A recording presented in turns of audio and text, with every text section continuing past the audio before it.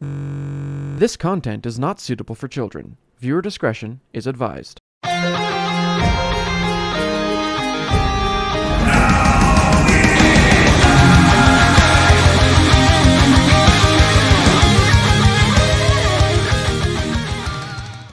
Hello everybody and welcome to another exciting episode of Pokemon D&D, this time a Wundoro one-shot.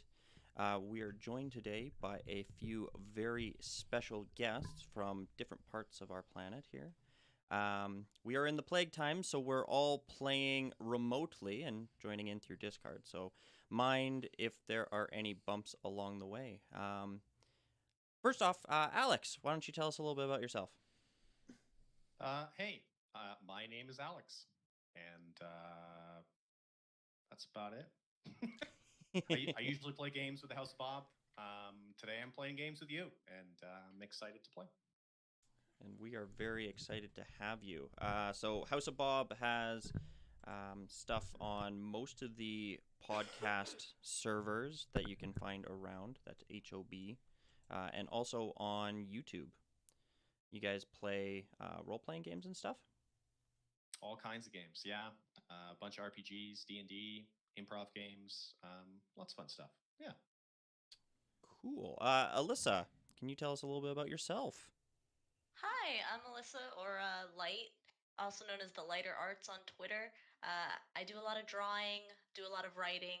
I run a lot of D&D games, but those aren't public quite yet, unless you check out one of my friend's streams. But I typically do D&D portraits as well as a lot of the pixel art for this stream.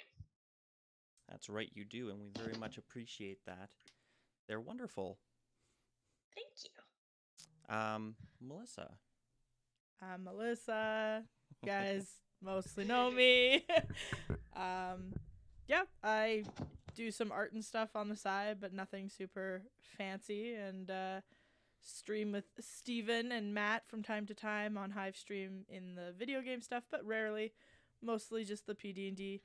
And I play Dungeons and Dragons outside of that with my friends, and I do DMing for my kids that I work with. Cool. And of course, my name is Steven. I'm going to be running this game as your resident Pokemon master. I also do art and stuff. Find me on Twitter at Steven Rosia and all over the internet, or just watch some more Pokemon D&D videos. That would be much appreciated. So a couple quick thank yous to everybody who makes this possible. Thank you out there to Joe the DM, also on Twitter, for putting together this wonderful Pokemon D&D homebrew. We're playing a one-shot today that I wrote, but everything else, the mechanics, the books, that is all thanks in loving care to Joe. He does a great job. You can find out more about that at www.pokemon5e.com. Thank you to Mikkel_Beats for the Pokemon Chill soundtrack, which we are going to be using today. They're wicked lo-fi beats, and they add a lot of character to the stream. Additionally, thank you to Kevin MacLeod, who I'm sure everybody listening and everybody who is currently on the stream is familiar with, because he makes music for anything you've ever heard on the internet, as well as other places these days. Thank you, of course, to Alyssa, who you can find at the Lighter Arts on Twitter, for the Pokemon icons, of which we are using, all the custom trainers and such. She does a lovely job. We are so thankful to have them. Mm-hmm. Even interpreting my really horrible, 5-minute sketch. Nah, it was great. I was just happy to have a reference. Steven's like, I'm not doing them. I was like, oh, shit. I'll do this real fast. Beauty. So we'll jump into this, and when we're about halfway through, I will call a break so everybody can get up and go to the washroom, fill up their drinks, whatever they need to do. Hello there in the chat. Just so you know, for anybody tuning in for their first time, usually during these live performances, just due to the nature of roleplay and such, we will be touching on when we can actually get back to you. But of course, right now and during the intermission, we shall do so. So much appreciate anybody who's tuning in now or in the future. Mm-hmm. Okay. I will lead us in then if everybody is okay. Yep.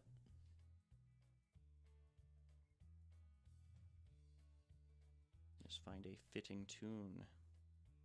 I think a bunch of my friends might have just hopped in. That's Happy awesome. to have them. Welcome.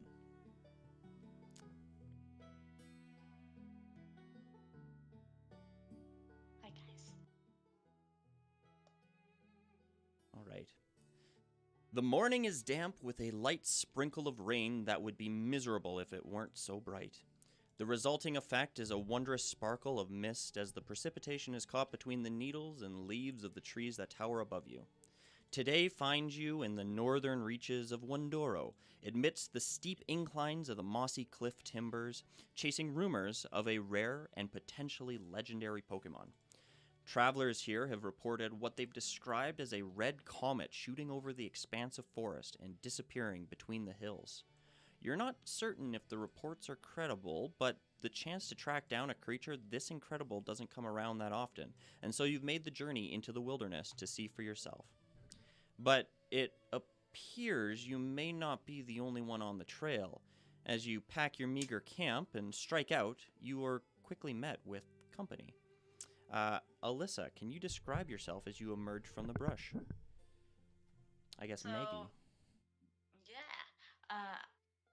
She comes out and her hair is extremely long, like almost uncomfortably so, to the point where it's probably got at least some like sticks and twigs in it from camping overnight, but she brushes that off.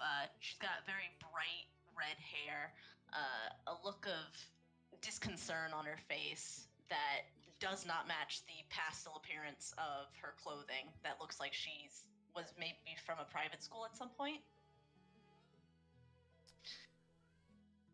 Very cool. The next to emerge, Alex, can you tell us a bit about your character, Todd?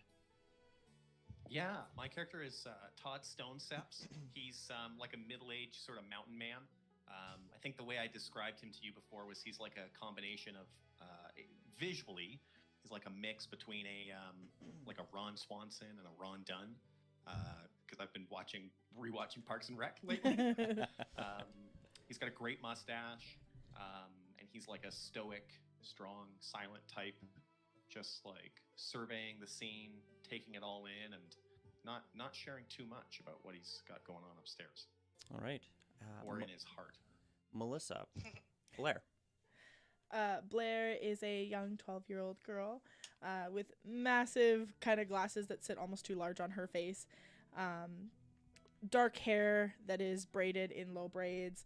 Kind of oversized sweater with jeans, and is very interested and intrigued by her environment. More in like a studying, potentially looking for certain foliage and stuff like that.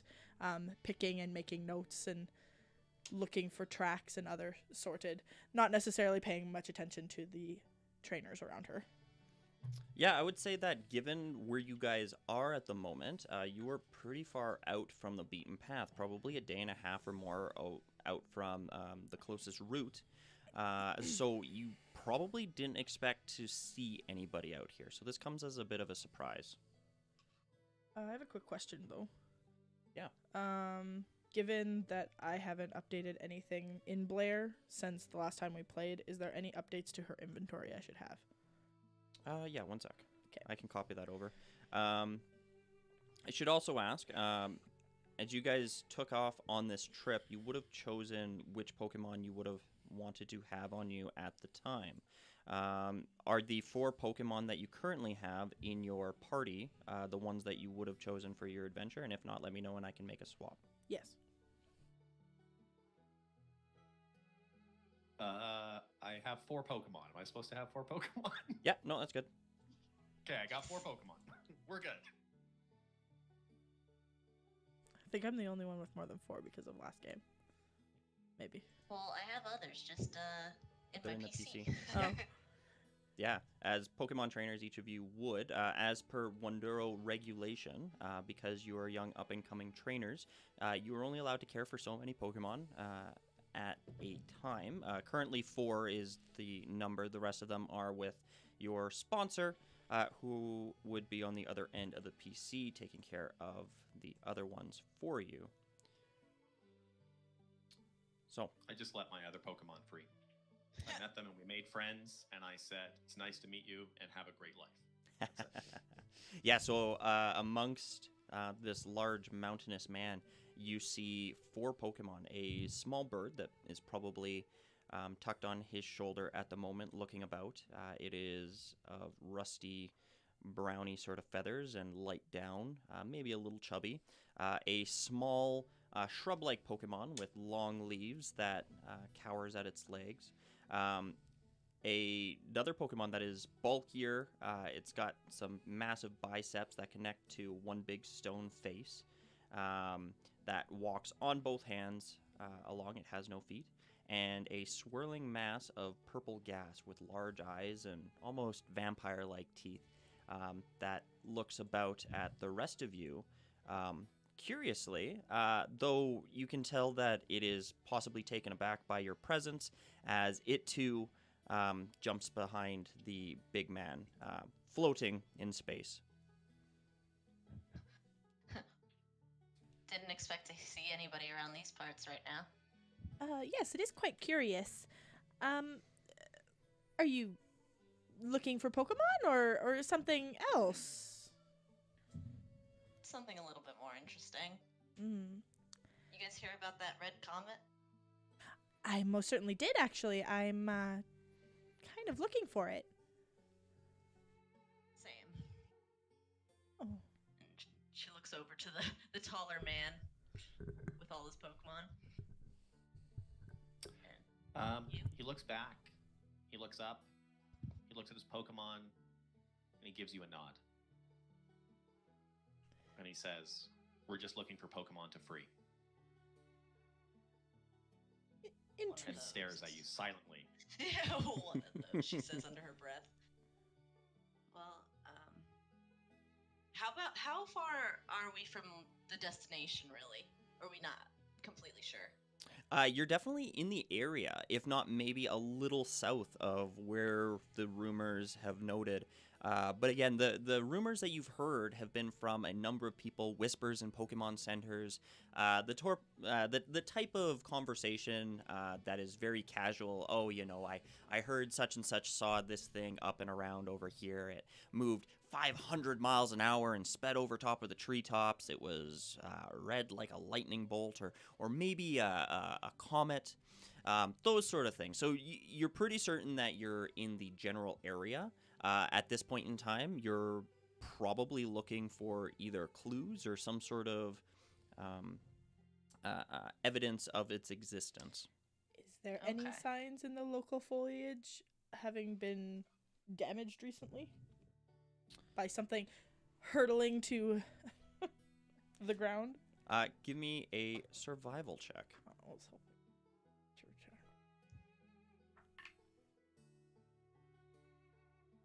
As you guys are sort of looking at each other, the small, 11. smart-looking girl starts really checking her surroundings, peering about for some sign of something other than yourselves.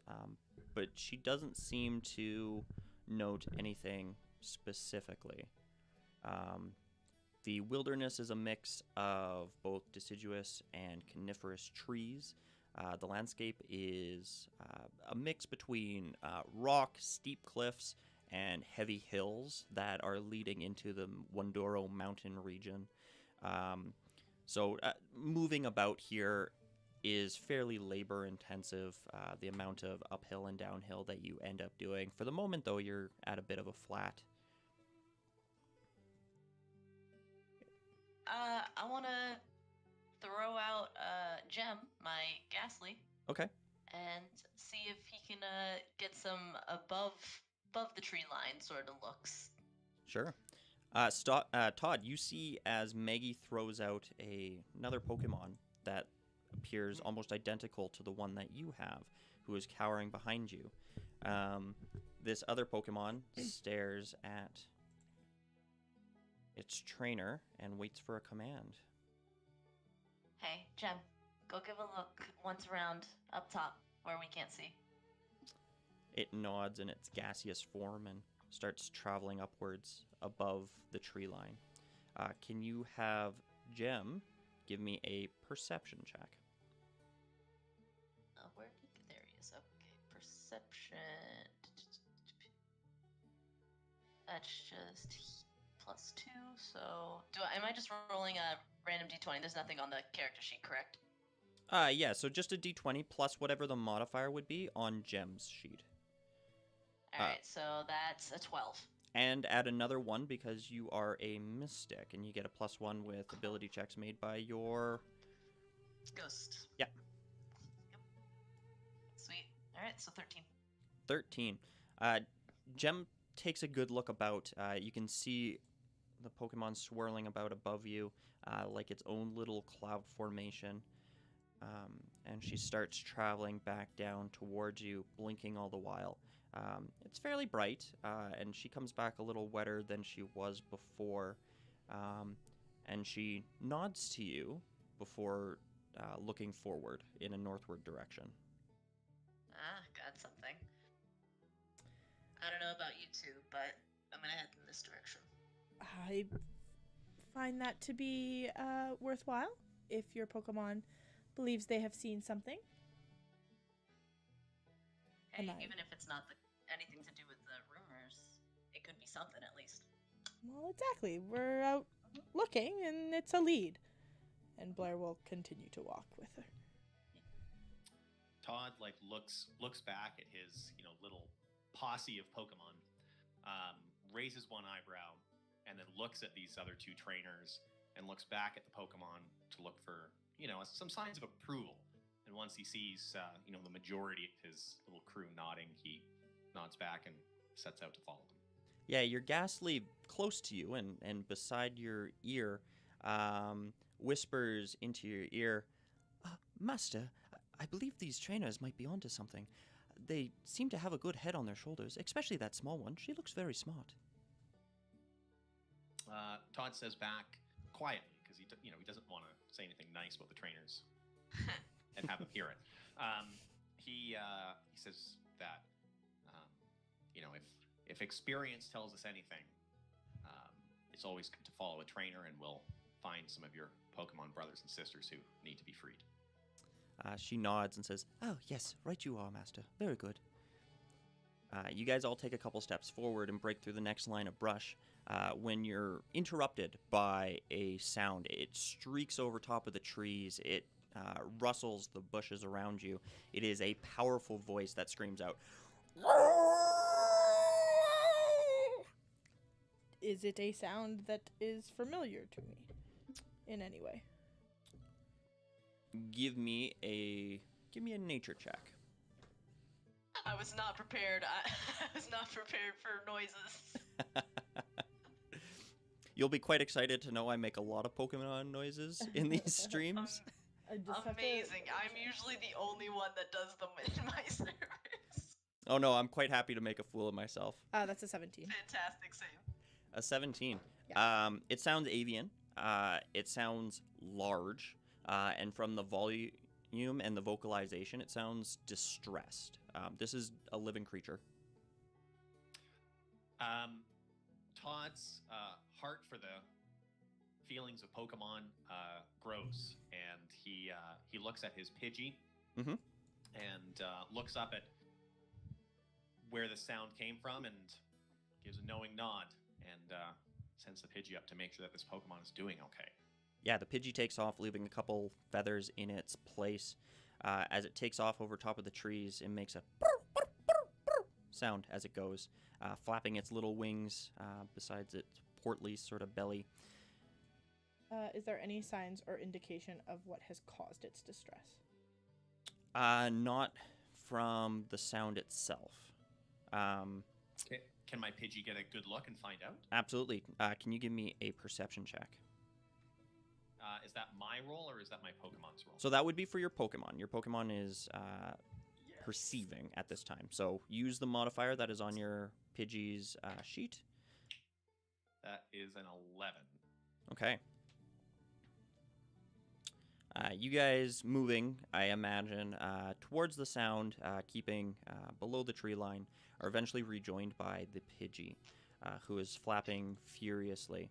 And it is pointing into a direction that seems to be in the general direction that you guys are moving. It seems to be a little worried, maybe a little frantic, as it sets back down on you. It shivers a bit in the morning rain. Is it possible for like Pokemon to understand each other's intention, and like if I have a Pokemon like my Ghastly that speaks common, is that the language? Is there an ability to translate what my Pidgey might have seen or heard up there? So there are specific Pokemon trainer subclasses that are more adept at speaking in that sort of respect with their Pokemon. Right. For yourself, you have an innate connection with your Pokemon, and a heart-to-heart sort of thing. But beyond that, it's largely charades. And your Pokemon are so we for speak the the language of the heart. Yeah. And your Pokemon are for the most part animal in respect, smarter than the typical animal. Wow, that is offensive. How dare you? Pokemon are sentient creatures, and they deserve the same respect that we give to our fellow trainers. I do apologize. Wow.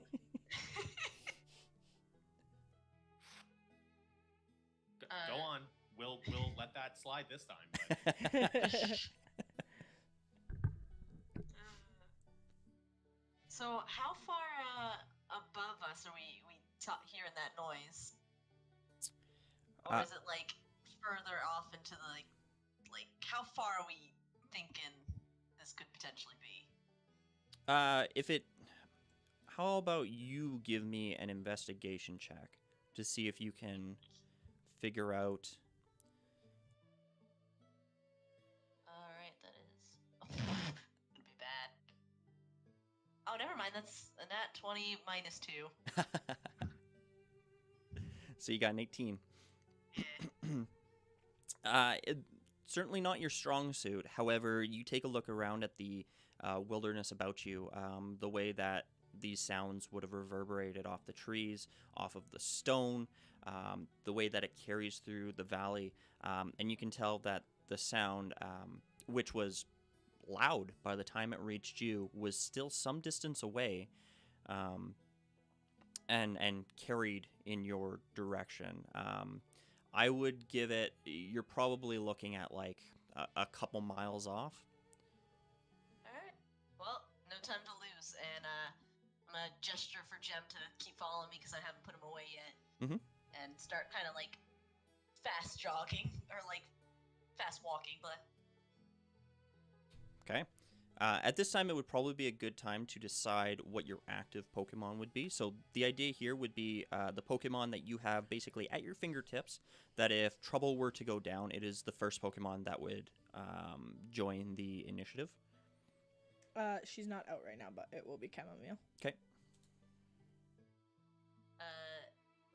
Mine would be Lumiere. So Unless, of course, I pop somebody else out prior to that, then it will switch. I have Lumiere at the ready, but Jem otherwise is just chilling. Okay. And Todd. It would be my Geodude because it feels protective of the other Pokemon, the way a big brother feels protective of its younger siblings. Absolutely. Aww, precious. Okay. So what kind of pace are you guys moving as you try to suss out the direction and move towards this sound? We'd be walking somewhat hasted. Yeah. Yeah, you got to preserve energy to make sure that we get there and still have energy left to help. Exactly. Yeah, we're not full on running, but we're going at a good speed. Okay. A speed walk of sorts. A speed walk, yeah. I would be trying to investigate the natural environment around me for any signs of ground-based dangers that may be causing Dangers. like not up in the sky. Okay. Any signs of danger that might have passed through this area that might be causing any disruption to what we're or distress. Sure. As you're going along, then, can you give me a survival check? It's never the things I want it to be. 15. 15. You're really keeping your eyes open as you guys trek through the fairly dense forestry that is in this area. You come upon a valley that is almost entirely covered in these dense ferns. They come up to your waist, Todd, which is much higher on the two girls around you. Your Pokemon seem to be struggling, swimming through this, but they do make it through as you go. Ever the inquisitive one, Blair, has her eyes open and is looking for any sign of Pokemon or other dangers. She spots some loose stone and steers you away from falling down another hill. She spots some broken timbers and stops you guys tripping over a branch or two.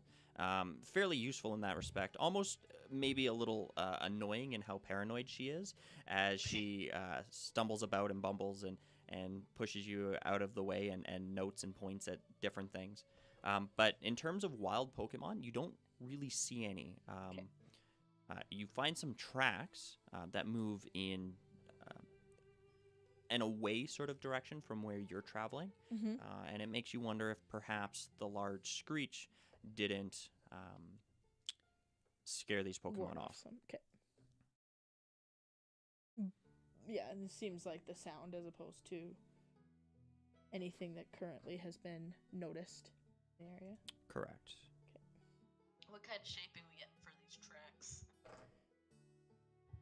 A combination. Can you give me a nature check? Yeah, I'm doing all the things I'm not good at. Thing. JK, that's another nat 20. With another, I believe, -2. So 18 again.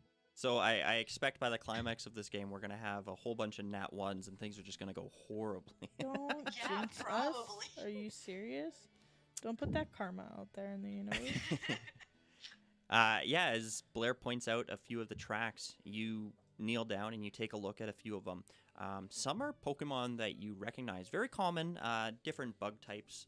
You see one, it appears to be the round suction cup-like disturbance of Earth that you'd expect from a Caterpie. Another one appears to be that of a Wurmple. Again, both Pokemon that you are very familiar with, that you've seen around plenty, especially in these sort of environments. You see some of larger, more mammalian sort of shape, paw pads, as it were. Pokemon that you're probably less familiar with, but you can imagine in your mind large cat-like Pokemon who lurk between boulders and up in the trees. So it is from my guess that they were probably running away, correct? Very possibly, yeah.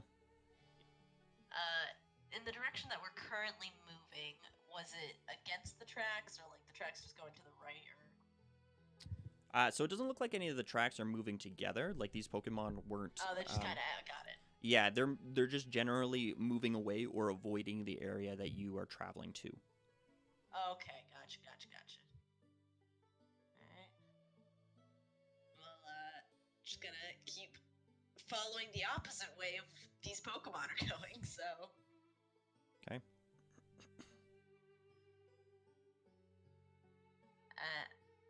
I came to realize that I didn't get either of your names. I'm Blair. And you? Maggie. Todd. Todd. Blair. It's nice to meet you. I'm Maggie. Nice to meet you both. Todd gives you a nod. This one's Like Gem. sup nods. As I said earlier, and she points to Ghastly. And I got 3 other friends that I'm sure you'll meet along the way. I'm very eager to see what kind of Pokemon you guys carry around. I mean, I see Todd has quite an interesting arrangement with his Pokemon. Ghibli, no! Our producer. They're not my Pokemon, he says. Not They're your their own Pokemon. Pokemon. They follow me Oh. out of their own free will. She kind of just snickers for a second. Just nods. All right. Do you speak to your Pokemon? Of course I do. And you understand them? They understand me, and they share with me what I need to know. Jem, seeing this less than friendly individual as you guys are walking, moves up in front of Todd and sort of lingers a few inches in front of his face, almost obscuring your vision, but moving backwards at the same pace. It's really studying you, its eyes sort of half-lidded, more in almost like an intimidation sort of display. Todd says, "Hey, little guy, it's okay." Can you give me a Pokemon handling check? Absolutely, I can. Bite him, Jem. Bite him. That's 14. 14. Jem's demeanor loosens a little bit, starts floating a little more to either side, being a little less invasive and backs off a bit. But keeping its eyes on you, it finally floats back towards its trainer, giving her a knowing sort of nod, but almost motioning, he's okay.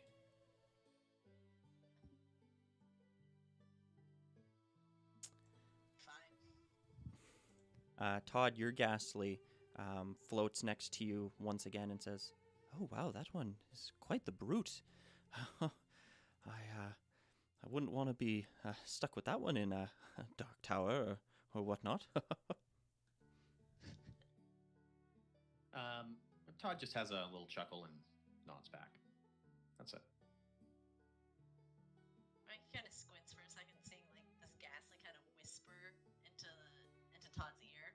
Just kind of like, huh, okay, and just takes a mental note. It is a little odd. Can you give me a history check? Okie dokie. Also not good at the. Yeah, there's the nat 1. Definitely not intelligence based, eh? No, not at all. Yeah.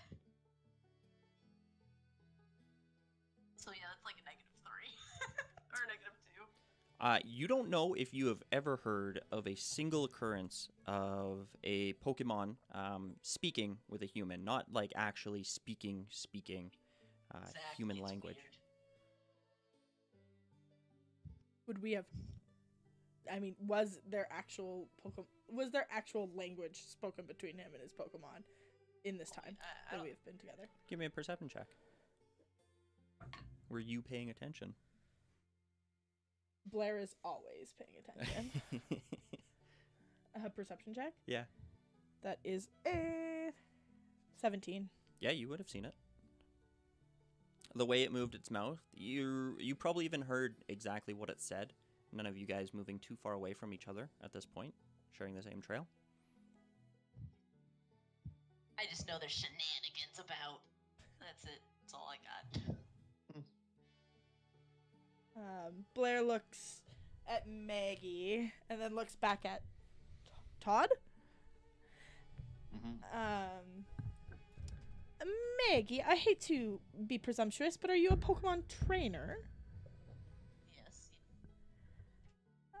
Todd, given what you have stated, I presume you are not. Todd tells you that he's a Pokemon rights activist. And that while he respects... Wow. So sorry. It's just so great. Continue. And while he respects that, the trainer culture is part of our status quo, he thinks that the right thing to do is to step away from Pokemon training and let all Pokemon live their own free life. What you call a wild Pokemon, I call a free Pokemon. Fascinating.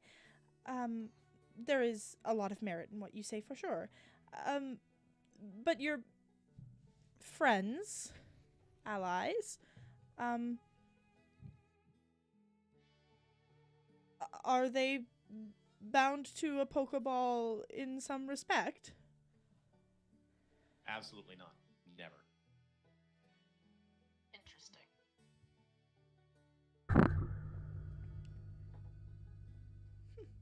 A Pokeball is a prison.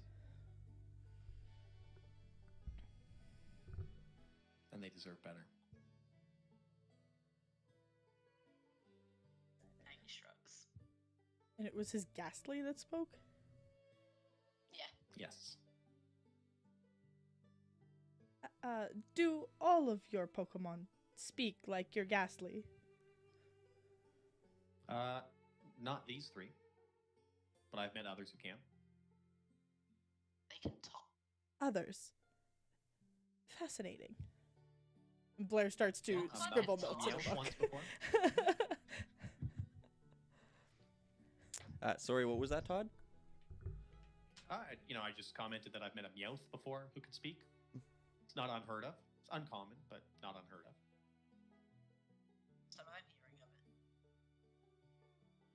it. Where did you stumble across your Ghastly friend? All of the Pokemon who follow me, we've found along our journey to free their Pokemon brothers and sisters.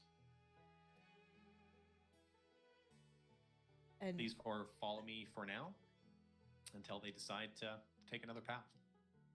You almost like a ranger in that scenario? I'm a mountaineer. We've lived our lives in the mountains. Well, time waits for no one. We should go check out what that thing needs or whatever it is. Todd nods in agreement. He's ready to follow you out.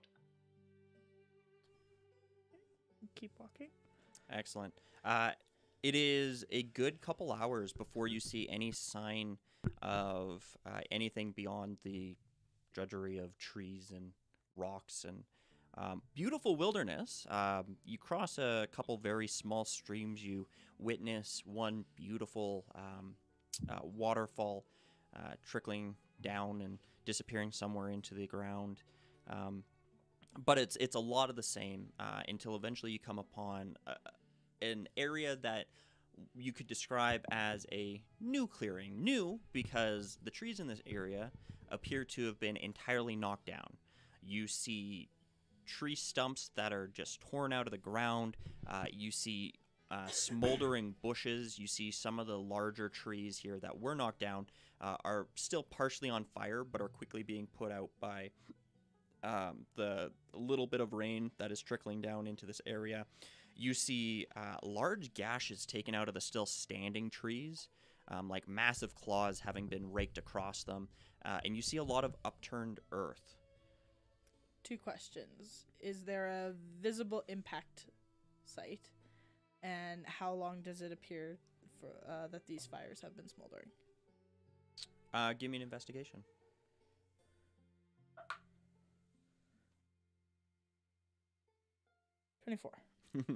As you guys come across this, the two of you probably stop. Blair runs into it quite excitedly, not necessarily caring about what danger might be lurking in this specific scenario.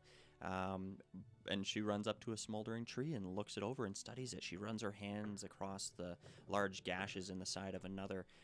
She starts kicking around the dirt on the ground, studying the moistness to see how long it's been in the open air. Sorry, and that roll was an 18, did I hear? A 23. Oh, even better. And she comes back, tapping her glasses. It appears that this probably happened maybe a day or more ago, which is striking for some of these fires that are still burning. But given the size of the tree, they've burnt, and the rain, they've burnt down as much as they could, but the fires are persisting almost supernaturally. There was a tussle that occurred here. You can see and track the progress of whatever this fight was as something large and seemingly airborne smashed into a number of canopies, knocking things down. You spot tire treads a number of different vehicles. A few of them are ATVs, some of them are larger, that move off in one direction, but were parked in one area for a fair period of time. Does the timeline in which the impact suggests also line up with the stories? The stories that you heard were more general, as in there was something spotted in the area, and you would have heard them up to a month ago in terms of how long it would have taken you to get here, and from the point that you had heard enough of them to finally come here. This only seems like it's been happening for a few days. This here specifically, this scene seems to have occurred in the neighborhood of a day and a half, 2 days ago. Well, I'm not entirely sure if this lines up with the stories, but it does appear like some kind of Pokemon was here, causing a lot of this, as well as some humans, perhaps, encountered it. You think they were trying to capture it too? Or... That's odd. Yes, worst case, and it wouldn't be unheard of, is that they took the Pokemon. Yeah, but this seems recent, doesn't it? Within the last couple days, yes. Well, hopefully we're in luck. The signs of tussle, is that from the Pokemon or whatever impacted this area falling? Or like a battle of sorts? All of the above. So we'll be dealing with a lot of fire. Got it. You imagine that it was probably a fight that resulted in a fall. With fire. A fight that resulted in a fall. And do the tire treads lead in one specific direction or multiple? In the muddy earth, from what you can make out, the tire treads are quickly being reclaimed by the ground, but they are leading in a northwestern direction. All of them. All of them.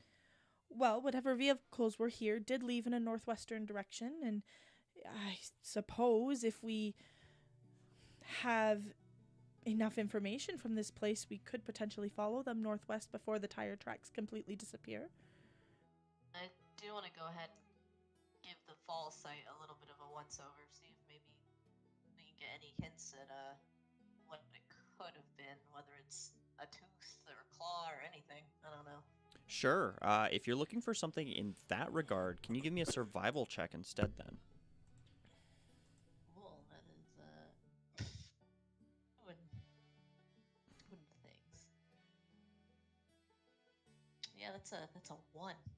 Oh. It's just a flat oh. 1, so no. Wow, can I have Ghastly help me? Yeah, Gem? sure. Can I have Gem roll the survival check? Why don't we say you were helping your Ghastly, so we'll say it's a roll at advantage with your Ghastly. So if you make one more roll, Okay. we'll take the higher one. Okay, that's an 19 then. A 19, much better.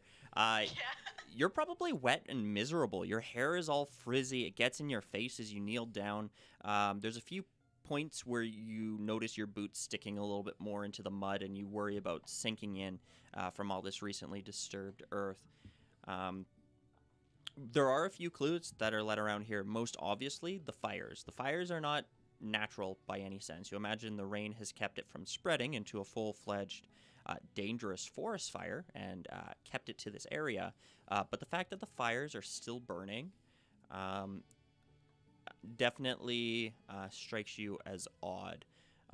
You find a claw at one point in time. As you pick it up, this claw is about the length of one of your fingers. It is sharp. It is a gleaming white to bone sort of color. And looking it over, it reminds you a lot of the claw on the Pidgey, which is currently perched on Todd's shoulder. So more avian in that I'm respect. thinking, with what we heard earlier, we're definitely dealing with, I think, a very big bird. It is And I show possible. off the claw to Todd and Blair. Given my research of Pokemon, does it strike me as resembling any specific avian Pokemon? Give me a nature check. I think the best thing about playing this game as a tabletop is just being like, oh, who's that Pokemon Yeah, every yeah. single time. Modified 20. Modified 20. And in typical D&D fashion, as opposed to telling you, oh, it's a goblin, I will describe a short green creature with large ears and a big nose to keep you guessing. There are a number of large bird-type Pokemon. You've read accounts of Pokemon in different parts of the world that are held up in majesty and legend.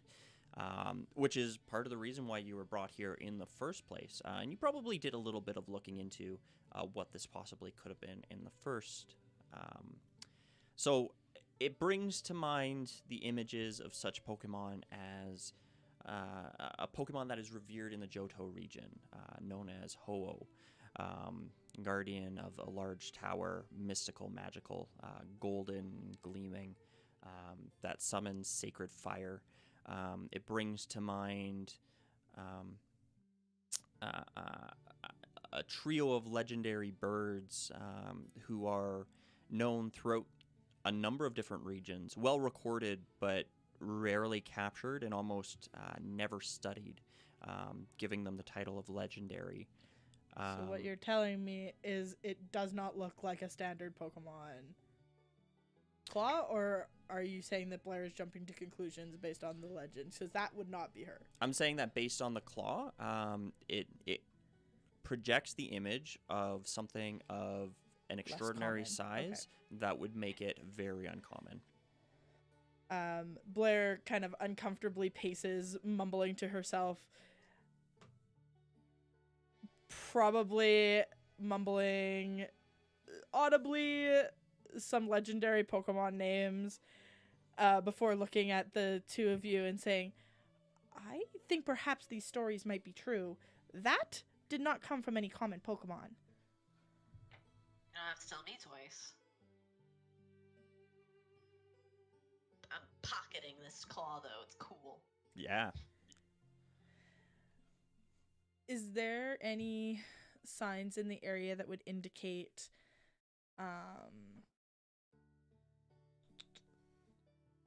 that this Pokemon was taken not in a Pokeball and was injured?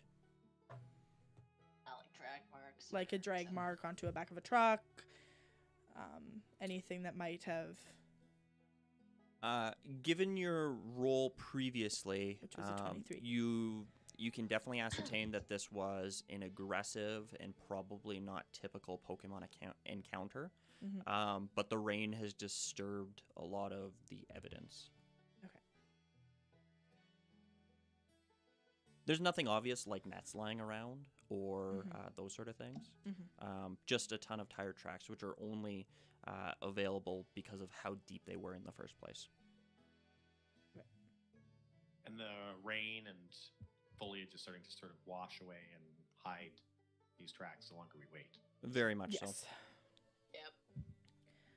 Todd says that he every doesn't time. think we have much time left. So I would have to while agree the two with of that you statement. do what you need to do, we're going to head out. Yep. I got what I wanted to do done. Okay. All right. If you guys are following these tracks, I will need somebody to lead me a survival check. That's not me. This is essentially It's tracking. going to be Todd. Todd is really worried about the well-being of this mysterious Pokemon. Okay. And so he's taking the lead. And very quick question. When Yep. I roll survival, am I rolling my wisdom bonus and my proficiency, or just one or the other? So if you are proficient in survival, I am. you would take your roll plus whatever your wisdom modifier would be, plus your proficiency. Plus my proficiency. Great. Perfect. Correct. I just wasn't sure if those stacked. Then that is an 18. Excellent. So despite the rain, and despite the thick foliage here, these vehicles have left a pretty clear track, of which you, an experienced mountaineer, are deftly able to track.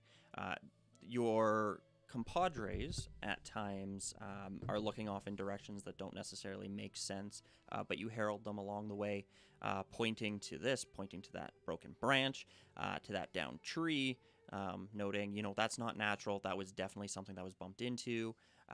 Here you can see the signs of the tracks. They're full of water now, but this is definitely a truck that drove through here, and it continues to lead you off in a continued north, though almost veering further west now direction. You'll notice that the tracks seem to follow a trail through the bush that is flatter, avoiding the cliffs, avoiding the steeper inclines. As you imagine, vehicles probably wouldn't be able to traverse nearly as well.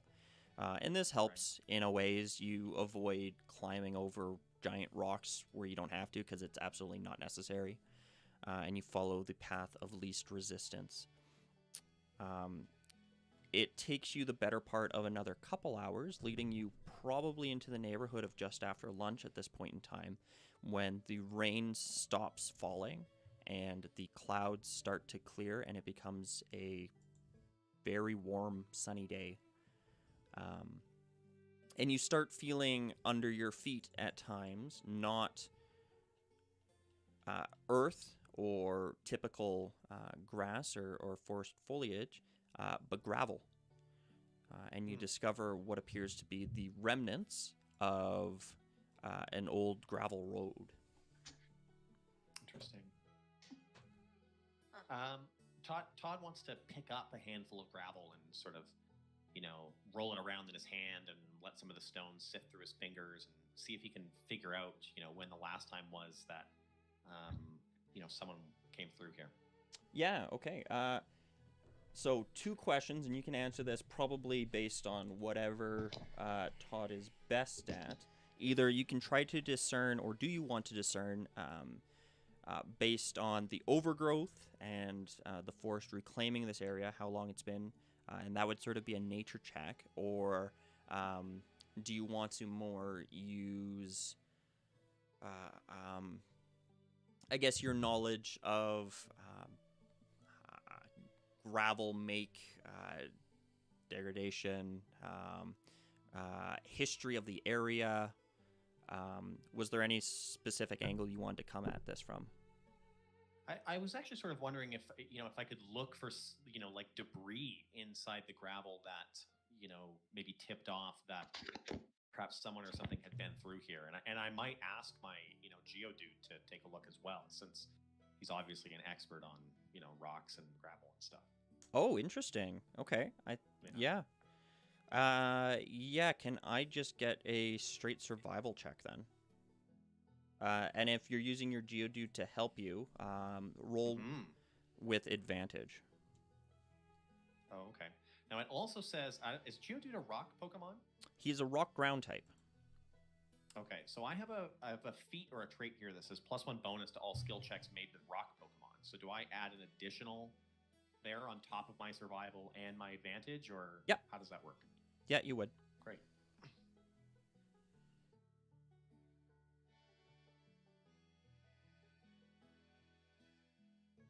That is a modified 21. Solid. Okay.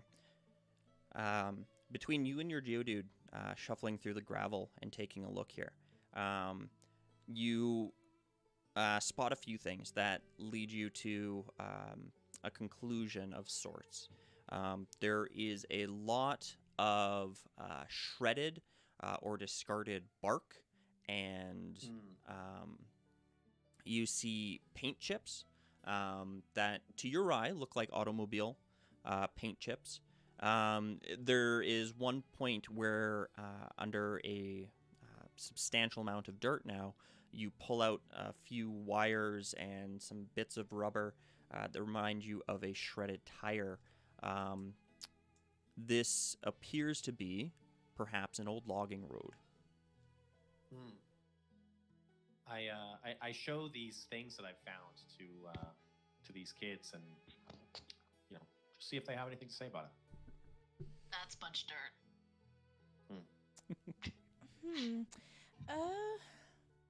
Looking at the road, and does it look like something, like, is there a lot of overgrowth onto the road? Does it look like something large would have come through here, damaged any branches?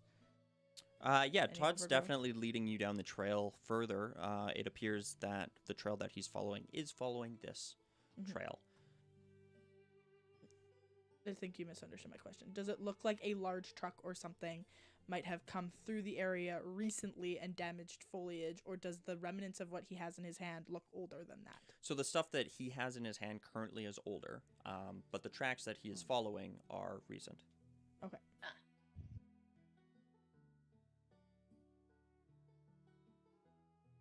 Any Unsure of what she's supposed to make of this, she just continues in the direction that he was pointing, but kind of looks back at everybody else.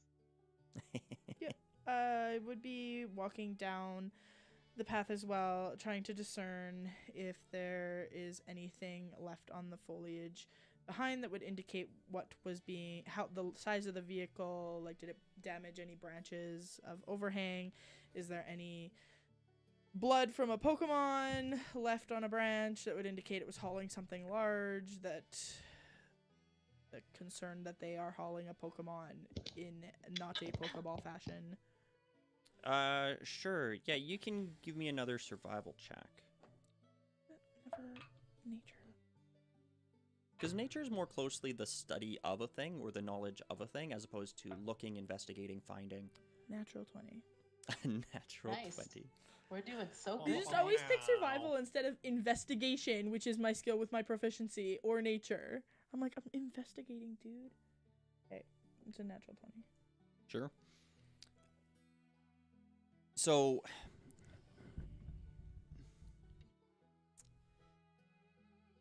Todd, because you're leading this trail, you seem to be more focused at the moment on following the tracks themselves and finding where this is going. Absolutely. Blair, you do note, though, in your footsteps as you're moving, a few traces of, and a sprinkling of blood, a light trail of such, as well as additional scorch marks. They could have easily been overlooked as dark pieces of earth, but by your eye, it appears as if somebody ran a blowtorch over the ground. Given Blair's understanding of the legendary Pokemon that you suggested she may have some knowledge of, and the fact that there are still scorch marks, does that lead her to believe that it is any specific of these large bird Pokemon?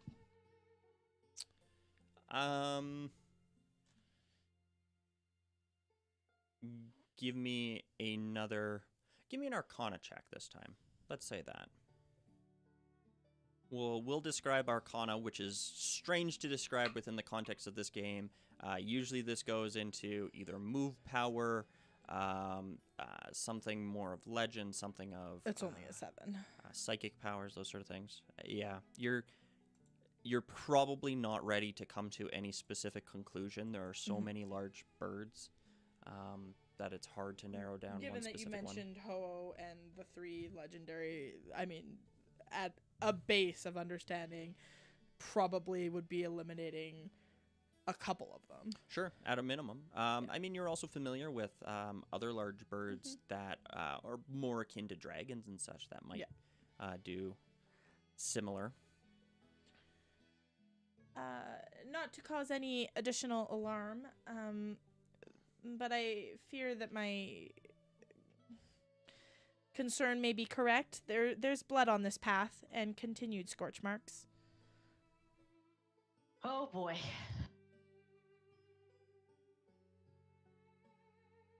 And I can only imagine that it's not in the best of shape then.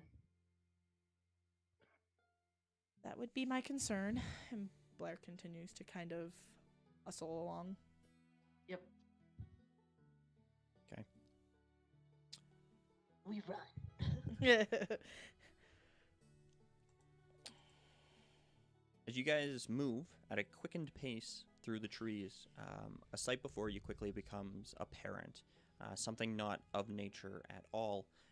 To your eyes, looking through the trees, it looks like a huge metallic fortress. As you get a little bit closer, you see a lot of rust, corrugated sheet metal, and shipping containers. Between the trees, you see what looks like a camp of sorts that has been created with this reclaimed or old metal. You pass by a sign that is largely deteriorated, but it says logging camp, something, something, something, heavy equipment, trespassers, something, something, something. And how far off is the camp from where we currently are? So it's largely obscured through the trees, so you're probably another couple 100 feet off from it. The only reason why you can see it is because it stands in such stark contrast to everything else in the area. But there are trees leading up to the camp. Yeah, still. there appears to be a short break between the trees and the actual edge of these metal walls themselves. Mm-hmm. And the trees definitely become thinner the closer you get to it. But at the current point, you're about a couple 100 feet off From the walls? from the walls. Okay. How tall are the trees in this area specifically? The trees range anywhere from 20, 30 feet to some of the larger ones being double that. Mostly strong.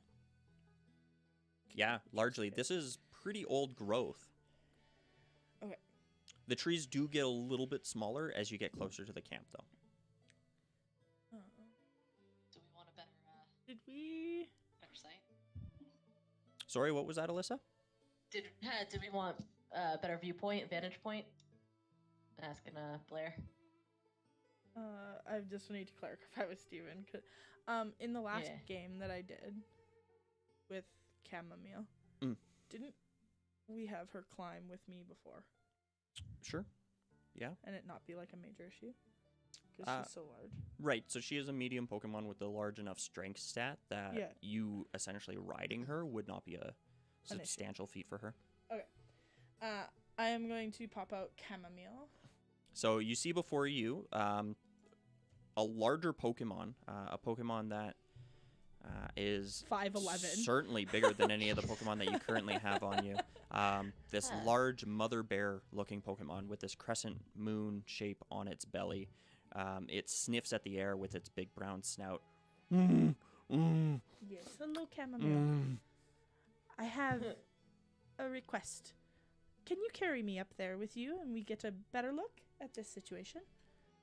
Chamomile looks between you and the top of the tree, and she rolls her shoulders a little bit, and her hair poofs out and then settles back. And she puts her two big front paws against the side of this big tree Okay. and looks back at you. And I climb on Chamomile. Okay. You watch as that's pretty this large bear Pokemon grasps both sides of the tree and starts climbing up its big, meaty paws and its claws sinking into the bark and easily, one paw over the other, climbing up the edge of this with this much smaller Blair on its back. I should note, as a function, you guys would be familiar with your Pokedexes and such. A Pokedex functions in a 60-foot radius. If there's a Pokemon that you pointed at, it will give you a reading as to the Pokemon and some brief information on its make. Cool. I'm gonna do that with the Earth Ring. Sure. Because I know what that is, but Maggie may not. A big bear. is Big Bear, and I like it. He's good. Or she's good. I don't know what it is. It's great, though. You flick open the Pokedex, and the screen lights up, pointing it in the direction of this Pokemon as it disappears into the canopy of the tree. A small spinning Pokeball on the screen eventually reveals an image of this Pokemon that reads, Ursaring, the hibernator Pokemon. In the forest inhabited by Ursaring, it is said that there are many streams and towering trees where they gather food. This Pokemon walks through its forest gathering food every day. Close it back up and just put that in my pocket and just watch up in the top of the canopies Once I just get to make sure nothing falls or Once I get to a high enough vantage point, I would like to see what I can see in this camp. If there are people, hopefully with the aid of chamomile as well. So, here is what you see. Let me paint this scene for you. So the camp itself is surrounded on all four sides by shipping containers and corrugated metal.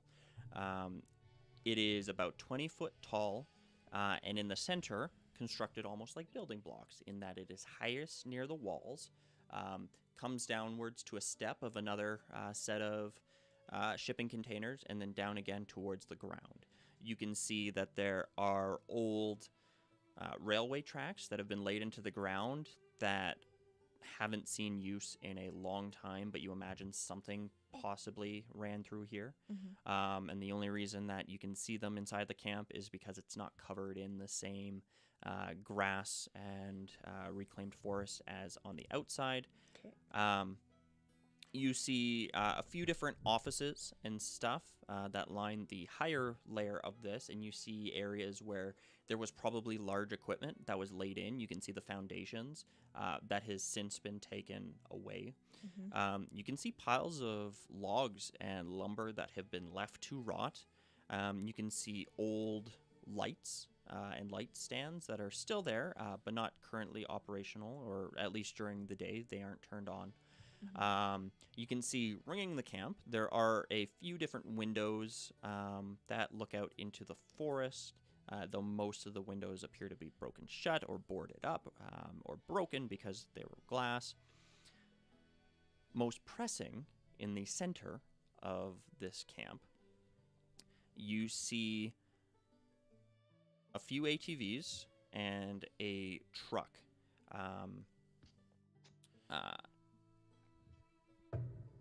Between them is this large bird-like Pokemon.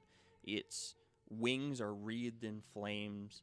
Its beak is long and narrow. It has a large tuft of flame that likewise comes off the top of its head. Its eyes are frantic, and you can see even from this distance that it looks aggressive and angry. It is currently bundled in some manner of... you're not sure if it's like a chain or a rope. Either way, it appears to be superheated and glowing red, but it is not relenting.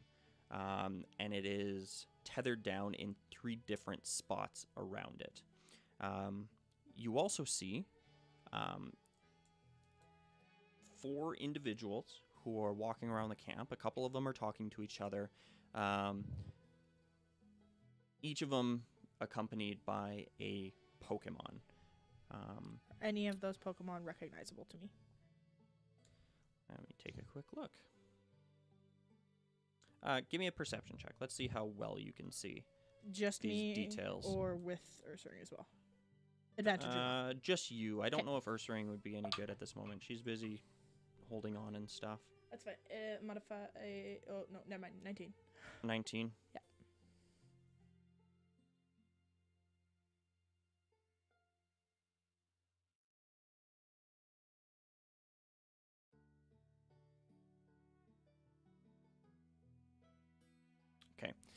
Next to one of the guys is a small canid-looking Pokemon. It is green with a yellow stripe that runs down its back.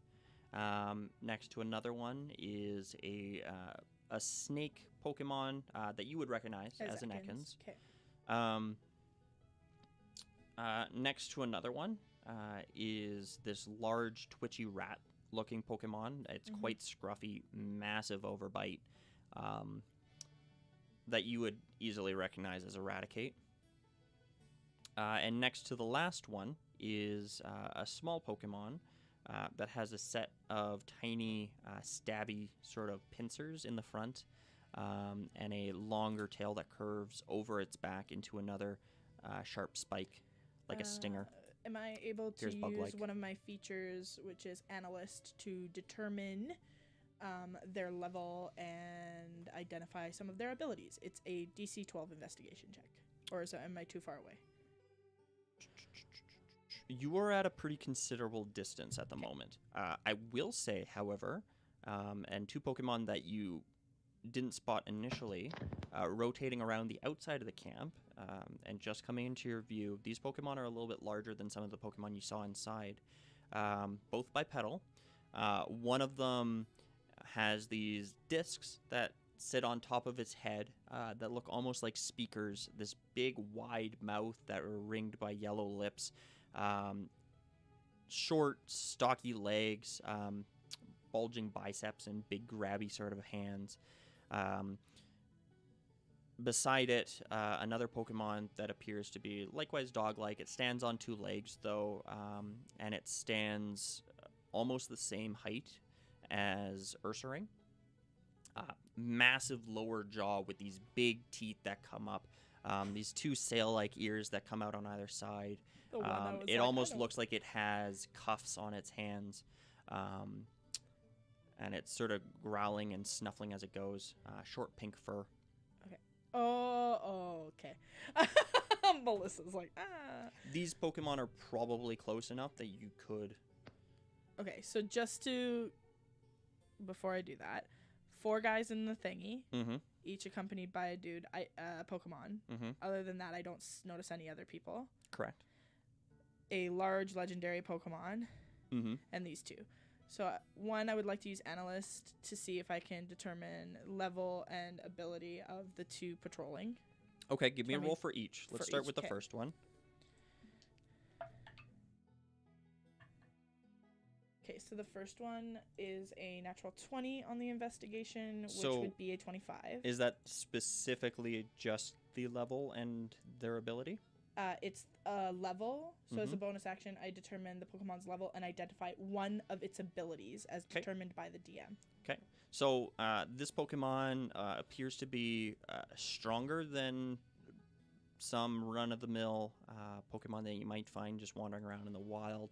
Appears to be trained in some respect, and you would acquaint that to a level 5 Pokemon. Okay. And its ability, something that you read up on, probably in one of your books, would be known as Soundproof. This Pokemon is immune to sound-based moves. Okay, and then for the second one, it would be a 15. That second Pokemon, likewise, seems to be in a state of trainedness. It would, Similar to a level 5 Pokemon. and its ability, which is pretty obvious, would be Intimidate, which is once per short rest, you can impose disadvantage on an enemy attack roll of your choice. And they seem to be somewhat like patrol guards. That seems to be the case. Okay, and from this distance, can I tell what legendary Pokemon it might be from my studies? Yeah, give me a history check.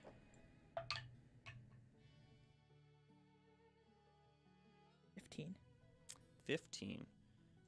This Pokemon, who you've read up lots on, you've seen pictures, children would know the sight of this Pokemon, though few in their lifetimes will ever see it.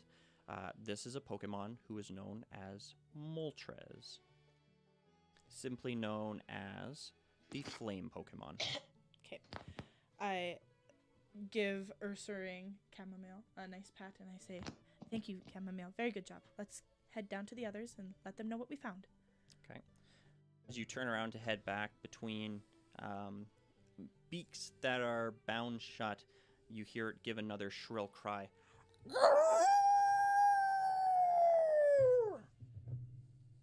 And some shouting from somebody in the camp, though you can't make out exactly what they are saying. When I get to the bottom, well, the good news is that the creature is alive, or the Pokemon is alive.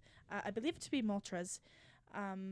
There are 4 individuals in there, which each have a Pokemon, and there seems to be 2 larger Pokemon that are on patrol. Keynotes we should be aware of is that one is not going to be affected too much by sound-based attacks, and the other is, well, very intimidating to say the least. Oh, joy. Okay. Well, at least it's safe for now. For now. How's Todd taking this? Well, Todd is, he's sad to hear about these Pokemon that are, basically being held hostage. And knows we got to do something about it. What's the plan then? I don't know. We could attempt to lead the larger two away from the camp. What's the idea? Distractions of sort, or are we gonna actually fight them? I don't know. Todd says he wants to avoid fighting Pokemon and fight their captors if at all possible. I don't necessarily want to fight them either. So distraction it is. Let's see, what do we have to work with? And she just kind of sits there and she thinks for a second. We got... Gotta look at all my buddies.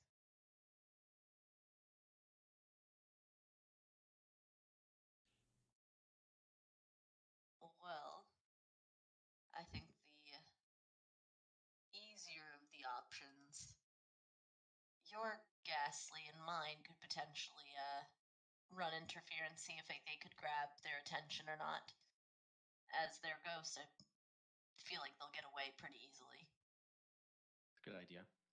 How light is it right now? What time of day is it? So it's definitely around midday. You're probably going on 12:30, 1 o'clock-ish. Okay. The very sparse clouds that are still in the sky are quickly dissipating, so it is getting brighter, and it's warm. So would you say that the environment is bright sunlight? Yes. Okay. Well, then my Oddish might be able to help as well, because they're very fast in bright sunlight. So we've got lots of help to distract for sure. Once we make a distraction, what do we do next? Well, I guess if that works, we need to then deal with the 4 people inside that also have Pokemon. Mm-hmm. We're not gonna be able to run much distraction there. I mean, I'm more than willing to have myself be bait, but that I would rather as a last option. I was actually going to suggest a similar sort of equation. I can be very convincing when I need to be. Good, because I cannot be.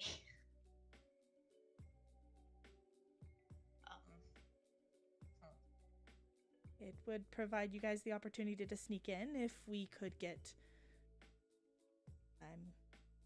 the 2 larger ones away. Alright, so we get the 2 larger ones away. Got that. You go in, Okay. you start talking to people? I can certainly Or try. How are you gonna approach? Gotcha. And then, Todd, you and I could potentially sneak in that scenario then. I think that's a good idea. Yeah. With a weird sort of British. request, Stephen. Yep. Given my understanding of nature and plants and being an alchemist and all that jazz, is there anything that I could salvage in terms of foliage to make a moderately convincing wound, injury, bloodied up, make my Pokemon look hurt? Sure, yeah. Yeah, let's just give this a straight... To aid in my deception. Yeah, no, I see where you're going with this. Oh, strong people behind the walls, my Pokemon is hurt. Please, I need help. Yeah. Crying 12-year-old. Alright, Okay. that works. Okay. Sure, yeah, give me just a quick nature check to discern what might be available in this sort of environment that would have a specific sort of effect that you would deem useful.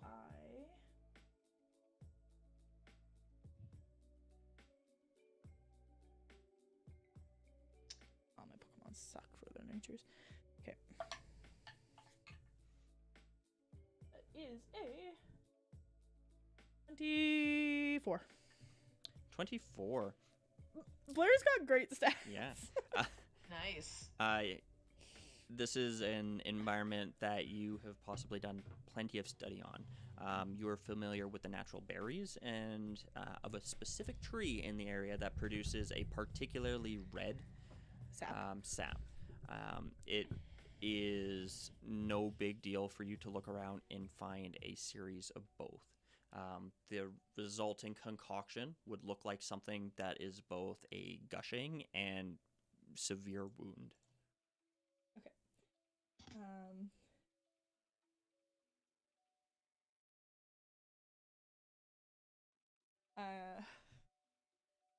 Blair is gonna hold out 2 Pokeballs and kind of ponder for a second, and then look at the other 2.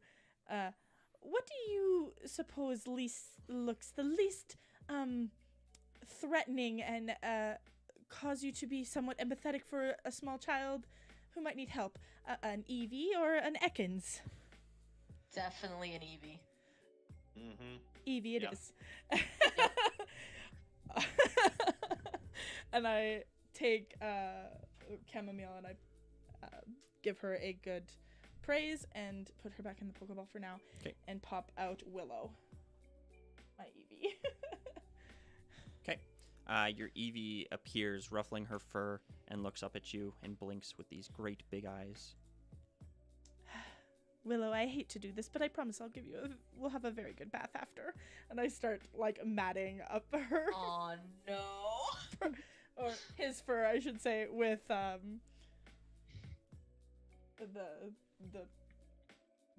sap.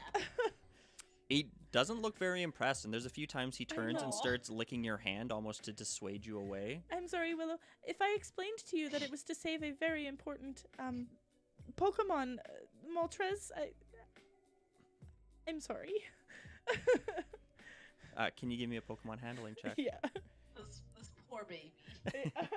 He gonna be He sticky is my starter days. Pokemon, and he has a +2 He gonna be loyalty. sticky. That is a 15. A 15. He bats his big eyes at you and sits on the ground almost sulking, but doesn't try to resist you any further. And we'll have your favorite meal afterwards, I promise. He looks at you, but just looks down at the ground. Oh. And we're doing a very good thing. We're going to help Moltres, and that will be a very interesting experience for us to record. I'm very upset that I'm doing this to Willow. Look, the sadder that you look, the better it is for this whole persuasion thing. That is fair. And it does look fairly miserable at the moment. Oh no! Todd, your Ghastly floats over towards you after looking over this scene and says, Mhm. Master, what exactly is the plan here? What are we hoping to accomplish? We're going to rescue a Pokemon. We're going to free them from their captors. Oh, excellent. Quite good, quite good. And, will you be needing Same my thing we do every assistance? day. Excellent, excellent. I'm most pleased to assist you in this service. We're assisting each other, and gives a little nod. She smiles at you. Do you two have any ideas of how the Ghastlies will lure them away? Well, we got this fence right over there, yeah? Yes, that is accurate. We start having them do random things to the fence, and I'm sure that will gather enough attention that they'll send big baddies after them. I mean, can't have people ruining their security. There. At this point, Blair is Oh. like smearing it on herself like she's been caring for it, like running through, probably sticking branches in her hair. I'm taking ones out of my hair and putting them in your hair instead. I think I'm helping. And I also have a grass type that'll do some well in the sunlight if we don't want to do this under the cover of night. And I'm gonna take out my little guy Sprout. Okay. Todd, you see her release another Pokemon onto the ground next to yours. It is seed-like, with a small two-leafed sprout coming out the top of it. It has a goofy little smile on its face, and it almost seems to grow a little bit in the sunlight. It seems very happy. Todd sort of kneels down on one knee and, just reaches out to, greet this Pokemon. Sure. It sticks out one little leaf towards you and slaps your hand in a high-five sort of manner. Yeah, Todd, returns the favor. Okay. It rolls its one little sprout up and fist bumps you with it and gives you a half-lidded sort of nod and yawns. Awesome. I introduce my Oddish because, they might want to meet. They probably got lots to talk about. Yeah, they'll be buddies. Yeah, your Oddish walks over. You'll know your Oddish is probably not the smartest Pokemon you've ever met. Big in heart, We all have not our so much in own brain. strengths, okay?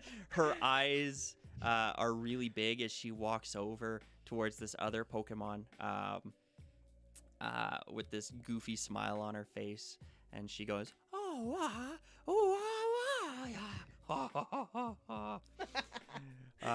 and starts rubbing up against the other Pokemon. The two Pokemon regard each other.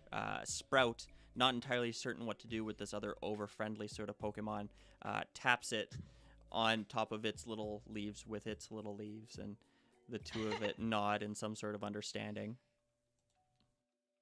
The Oddish looks back up at Todd and smiles this big goofy smile like, I just made a friend. Todd smiles back and gives the Oddish a little pat on the back Oh no, they're of precious. encouragement.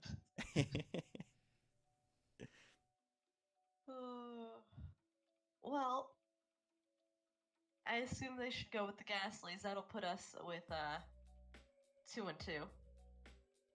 And then they can split up and, lure the guards, as it were, in other directions. Hope for the best. If anything goes wrong, Sprout, we'll meet back up.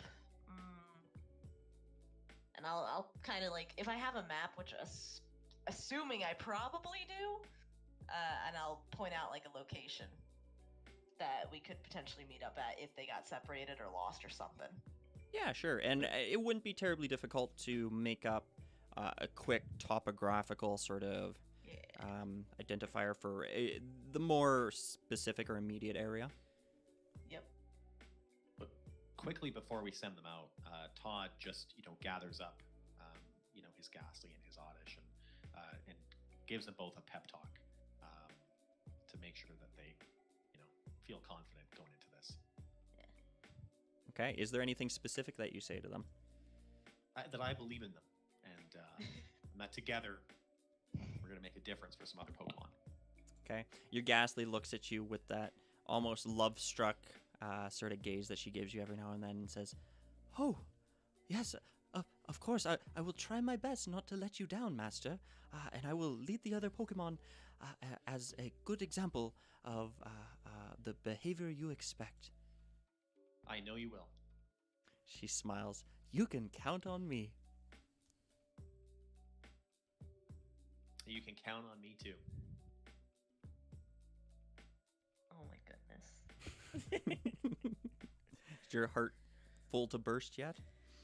I don't know if I love it or I hate it.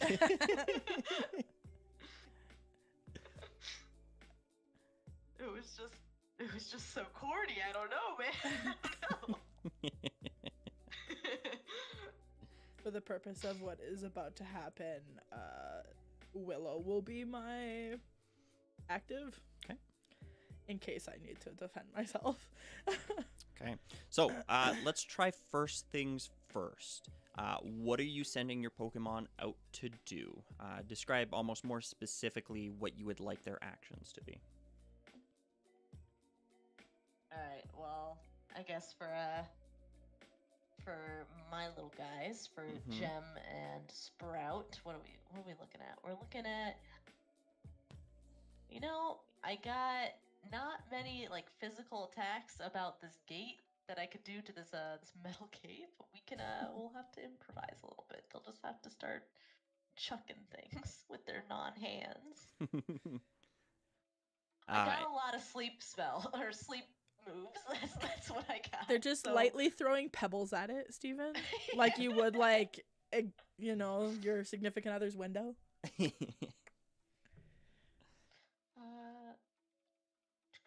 And Todd, similarly? Yeah, I think the Ghastly is probably going to maybe try to put one of these, I don't know, guards. Is that the right term? We'll say guards. Sure. Maybe put one of them to sleep. Mhm. The Oddish, on the other hand, is probably just gonna like rattle some fences and try to lure guards away so that we can make our way Yeah. in. Basically get attention via rattling fences, and then Yeah. if sleeping works, sleep first.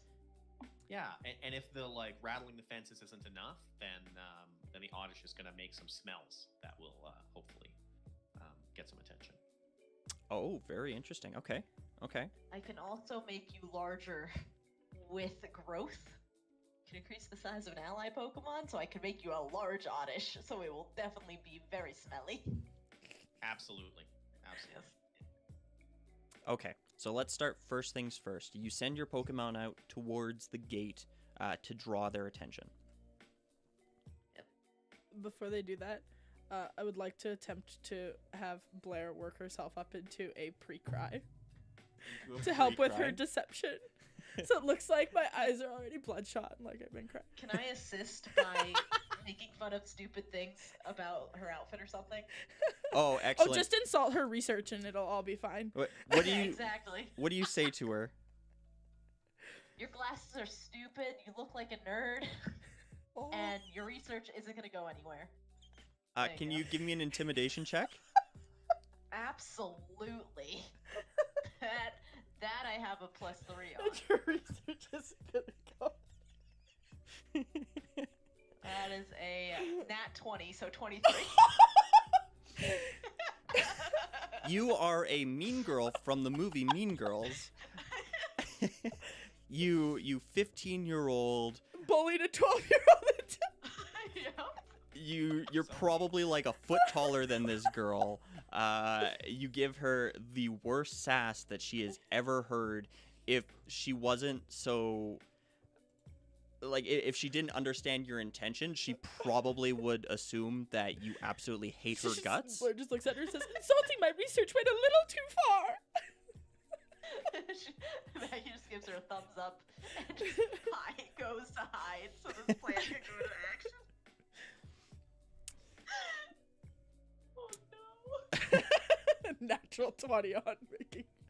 Look, I have rolled more nat 20s in this game than I've ever have in my life. Oh, that's awesome. You've probably given Todd the perception that you're not such a nice person. Yeah. I mean, it's fine. Okay. Am I successfully crying? I would say you are probably 100% successfully crying. So you guys send your Pokemon out, and this, before your Pokemon even reach the metal gate, draws the attention of these other Pokemon who were on guard, as it were. As you watch them approach your Pokemon, this gaggle of strange, though maybe not entirely strange for the area Pokemon. Ghastly are known to exist in a number of different dark locations, and the other, which are just grass type, could certainly be at home in this environment. So the guard Pokemon don't necessarily approach aggressively, but they're definitely on edge, knowing what their duty is. As they pass by you guys, who are currently sat down in the brush and away from regular or their sight, you notice that these Pokemon are a bit scarred up. They look maybe a bit battle worn.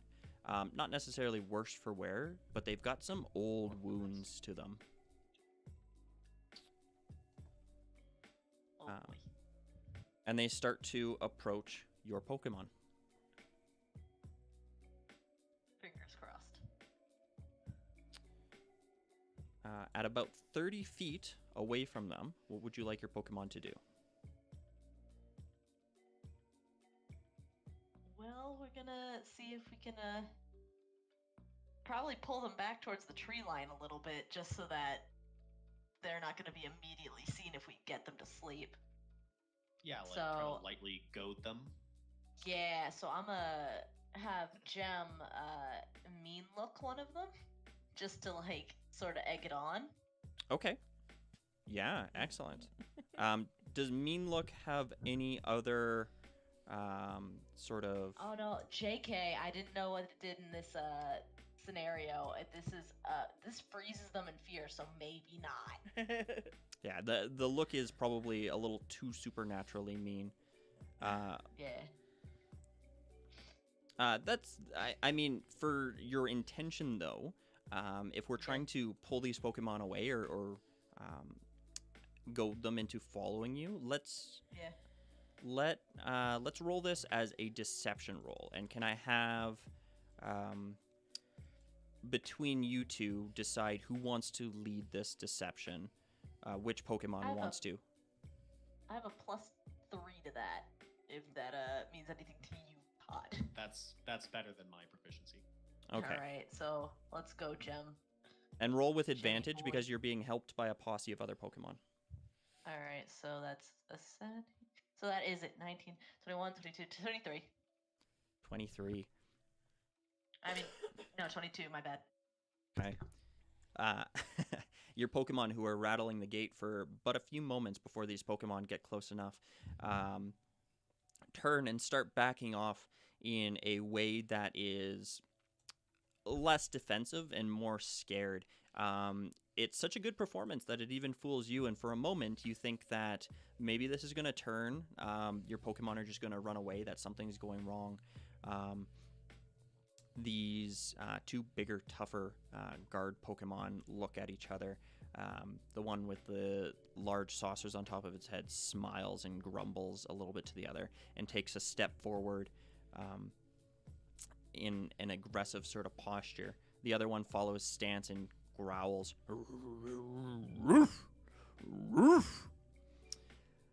And your Pokemon make almost a faux scattering sort of motion as they start to move towards the tree line.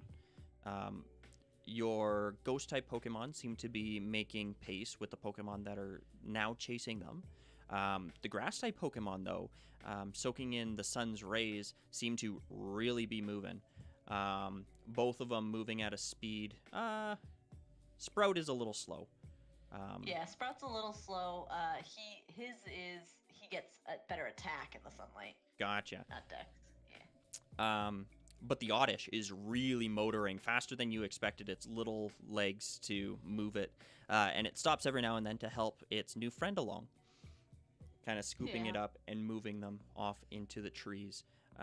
Once you've got them beyond the tree line, what would you like to do? If I don't see them anymore and I think that they're no longer a threat to me to approach the gate, I will just run crying towards the gate, saying, "It's the biggest thing I've ever seen! Willow! Someone please help me!" Okay, so you go running towards the gate. Yeah. Let's just resolve what is happening with these other distraction Pokemon first, though. So you mentioned that you wanted them to try to set these guard Pokemon to sleep as a first resolve? Yes. Okay. Yes. So let's start with that. Who wants to start, and on which Pokemon do you want to attempt this? Well, I think my little Sprout's a little slower, so he gets the first one off. 'Cause Okay. He's probably closest to them anyway. He has Grass Whistle. Okay. Target must make a Wisdom save against my move DC. Mhm. Falling asleep on failure. So I don't know what my move DC is. So your move DC is determined. It is 8 plus whatever the move power is. The move power should be listed there as whatever the stat is that modifies it. Oh, nice. Plus So your that is- proficiency. So that's a 13? Okay. That sounds about right. Yeah, it is. Okay. Beautiful. Which Pokemon are you attempting to Grass Whistle? Probably whichever one's closer to my poor little Sunkern. Just so that he don't get eaten. Or some crazy things. By some crazy things. I like it. Yeah.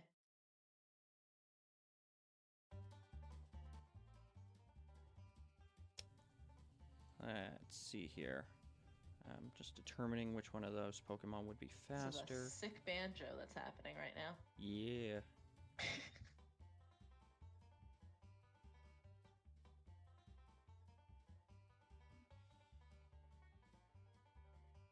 should really stop closing everything once I open it. Especially when I'm going to need it again. Okay. Yeah, the large dog-like Pokemon is much closer, and it's quickly gaining ground on your small Sprout-like Pokemon.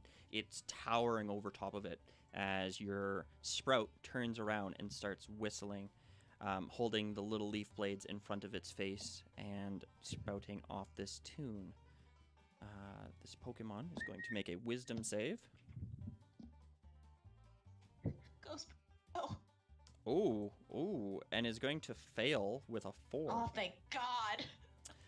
Yeah, it leering over top of this Pokemon, growling, very intimidating, like with this oversized bottom jaw, its nose and its top lip sort of huffing, it breathing, the stench rearing down on top of the smaller Pokemon. It starts to slowly lull to one side before it just slinks to the ground and starts grumbling to itself in quiet sleep.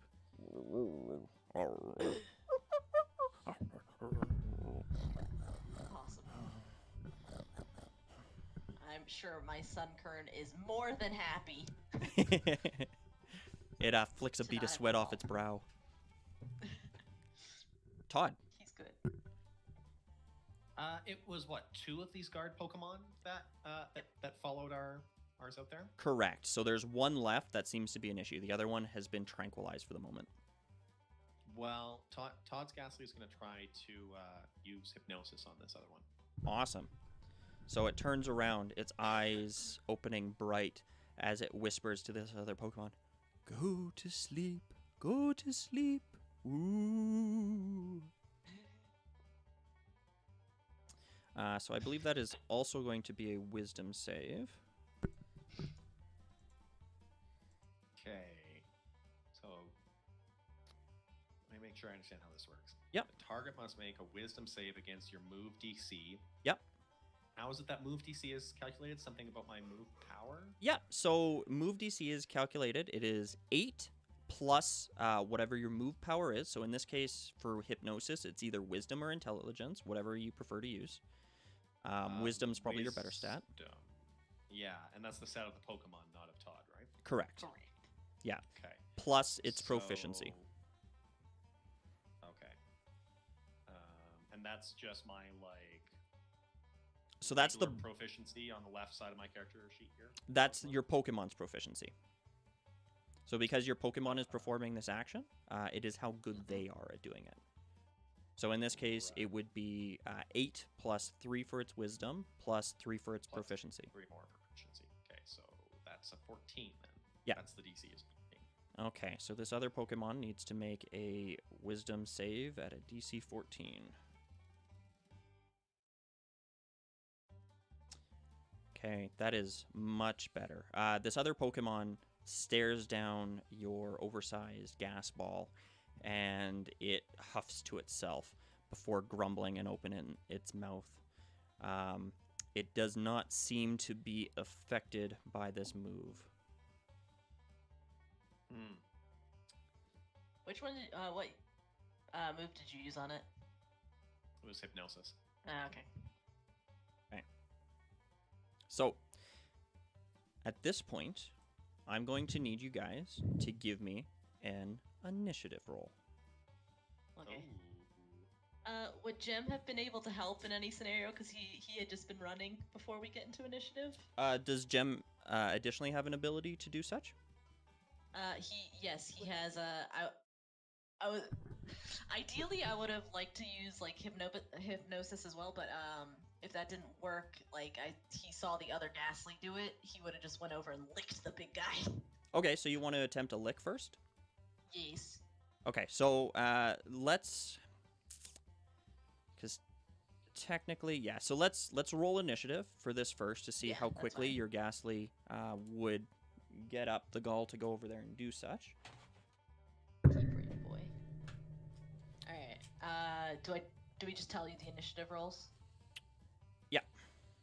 Okay. We roll for each Pokemon? No, so you roll initiative for your trainer, because your trainer essentially commands your Pokemon to do the thing. Well, Okie politely dokie. requests. But yes, okay. Does initiative have its own thing in this game or no? Or is it just based off your dex? It's just dex based still? off dex, so it's your D20 Okay, plus cool. your dex modifier. All right. So Maggie, what'd you got? I got a 8. Okay, Todd. 16. Solid. Because I was gonna get a +1 and then I got a -1, so it was like, ah, well, dang it. Yikes.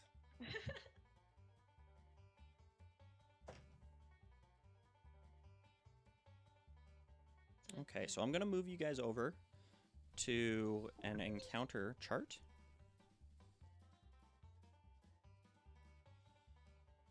Okay. I'm so glad I actually know what these Pokemon are now. I knew what one was, and I had no idea what you described the other one as, and I was like, So I'm just gonna move your Pokemon on here to where you guys probably feasibly would be. We'll see. Making it really hard. You trainers are over in this area. we hiding. And your Pokemon were over in this area. So those two that I just placed were those are Maggie's Pokemon, and the ones that I'm placing right now are Todd's Pokemon. You guys see all those? And which one was Yeah. asleep? This one? Correct. Should I put him closer to that one? Yeah. Because he whistled in his face. That makes sense. And I'm going to, there. I put a little token over him saying that he's asleep. Okay, so based on your rolls, Todd, you're the quickest to act here. Now, for Pokemon trainers, how this rolls is your trainer has their typical action, bonus action, movement phase that they would in a D&D game.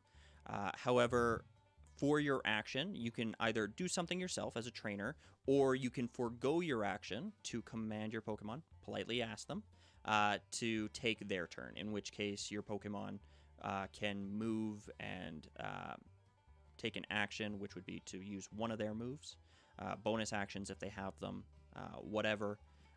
If you choose not to command your Pokemon and you use your action for something else, your Pokemon doesn't do anything that turn. Okay. So it's like a shared action economy amongst like my trainer and my Pokemon. Exactly, yeah. Okay.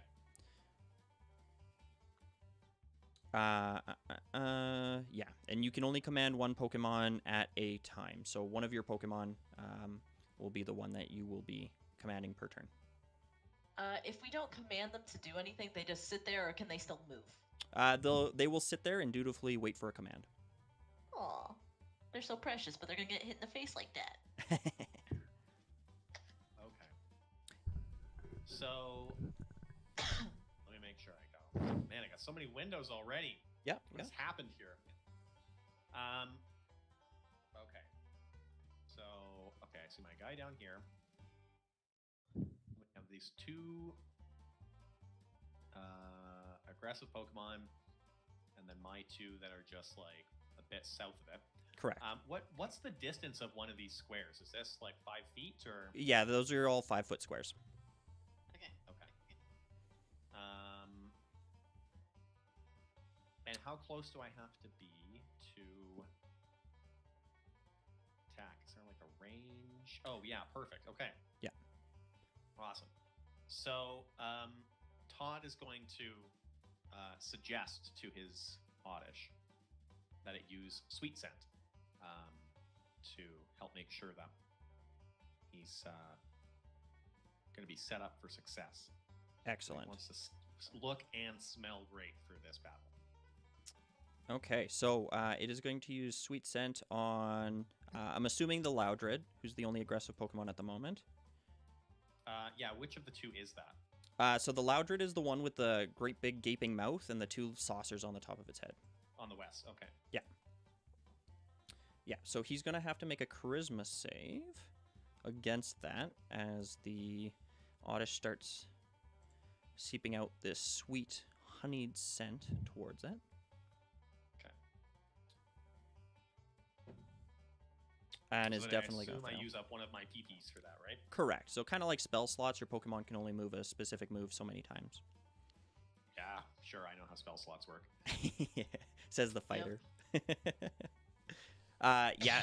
With a 3, this Pokemon absolutely fails. Its big, squat nose sort of snuffles in, and you can see its eyes sort of cross a little bit, and it smiles, letting its guard down a little bit. Okay.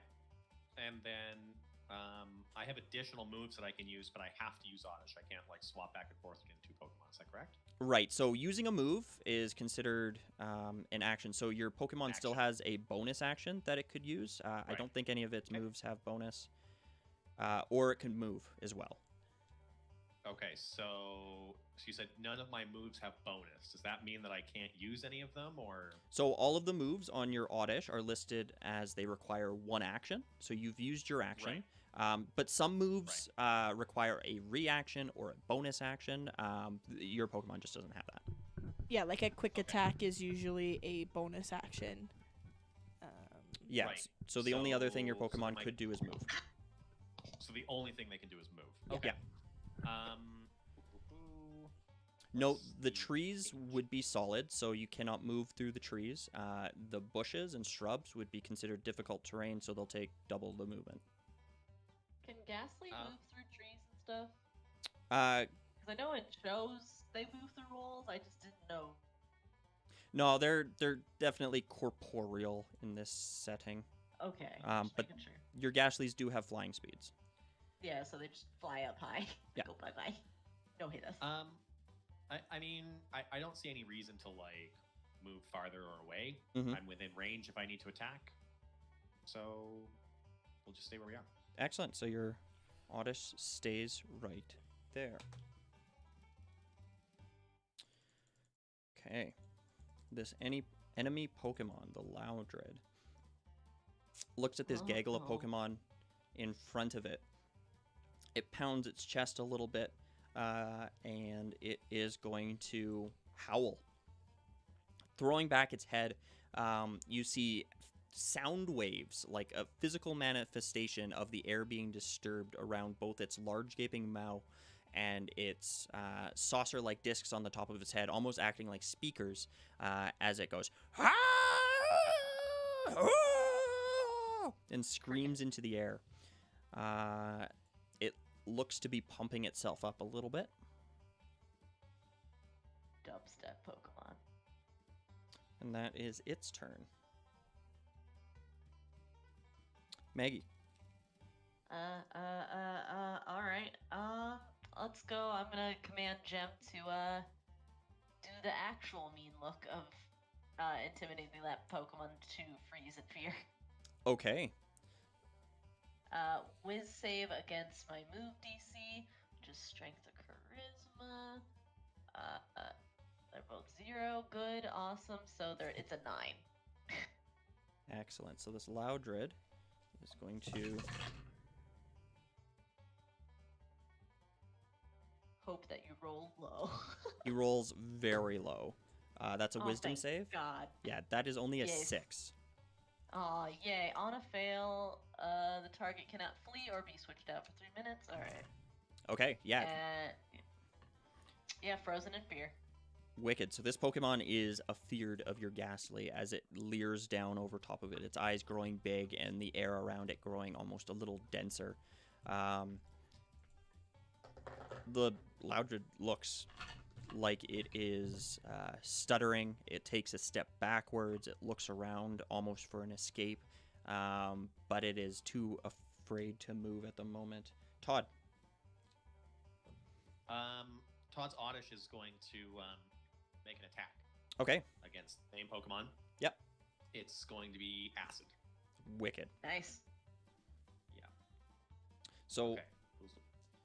Acid is a 30-foot cone. Does it want to move before doing so? I think it can still hit it without hitting the Sunkern. It's fine there if it wants to be. It's going to do it anyway. Okay. Doesn't matter. Okay. Creatures caught in the cone must succeed on a Dex save. Okay. So the Loudred is going to try to save from that. Did okay.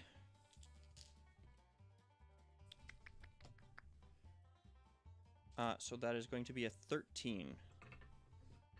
And so then how again do I calculate this? I take my Dex, I add 8, and then I add the proficiency, and is that Oddish's proficiency or? So it'd be 8 plus whatever your move power is for that move. So in this case, dexterity plus your Dex, proficiency, which would be now, 3. 3. So that's the Oddish's proficiency, right? Correct. Okay. Yeah. Awesome. So then that's 8, 9, 12. 12? Okay, 12 so is the DC. Yeah. so the Loudred is just fast enough that it's able to throw up its hands in front of its face to avoid the searing effect of this acid. I believe it still takes half damage? Maybe. Now, a question as well. I apparently have advantage on my next 2 attacks. Does that factor into this or no, since it's a save rather than a... Yeah, direct since it's a attack? save as opposed to you making an attack on it. Gotcha. Okay.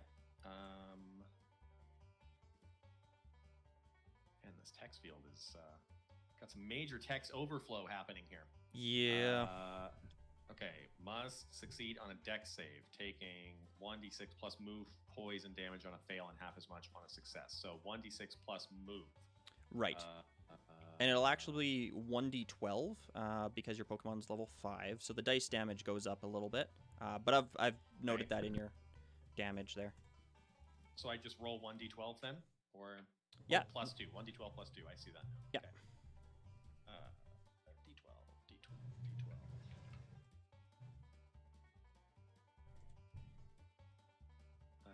No, that is a D10. This is a D12.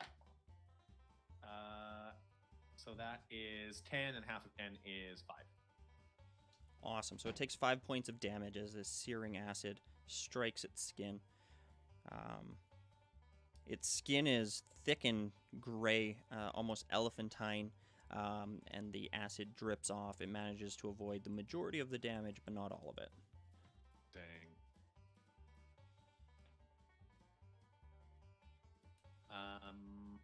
I guess the only other thing I could do is move. Correct. Is that right? Yep. Yeah, so he's just going to stay put. Okay. This Loudred is going to...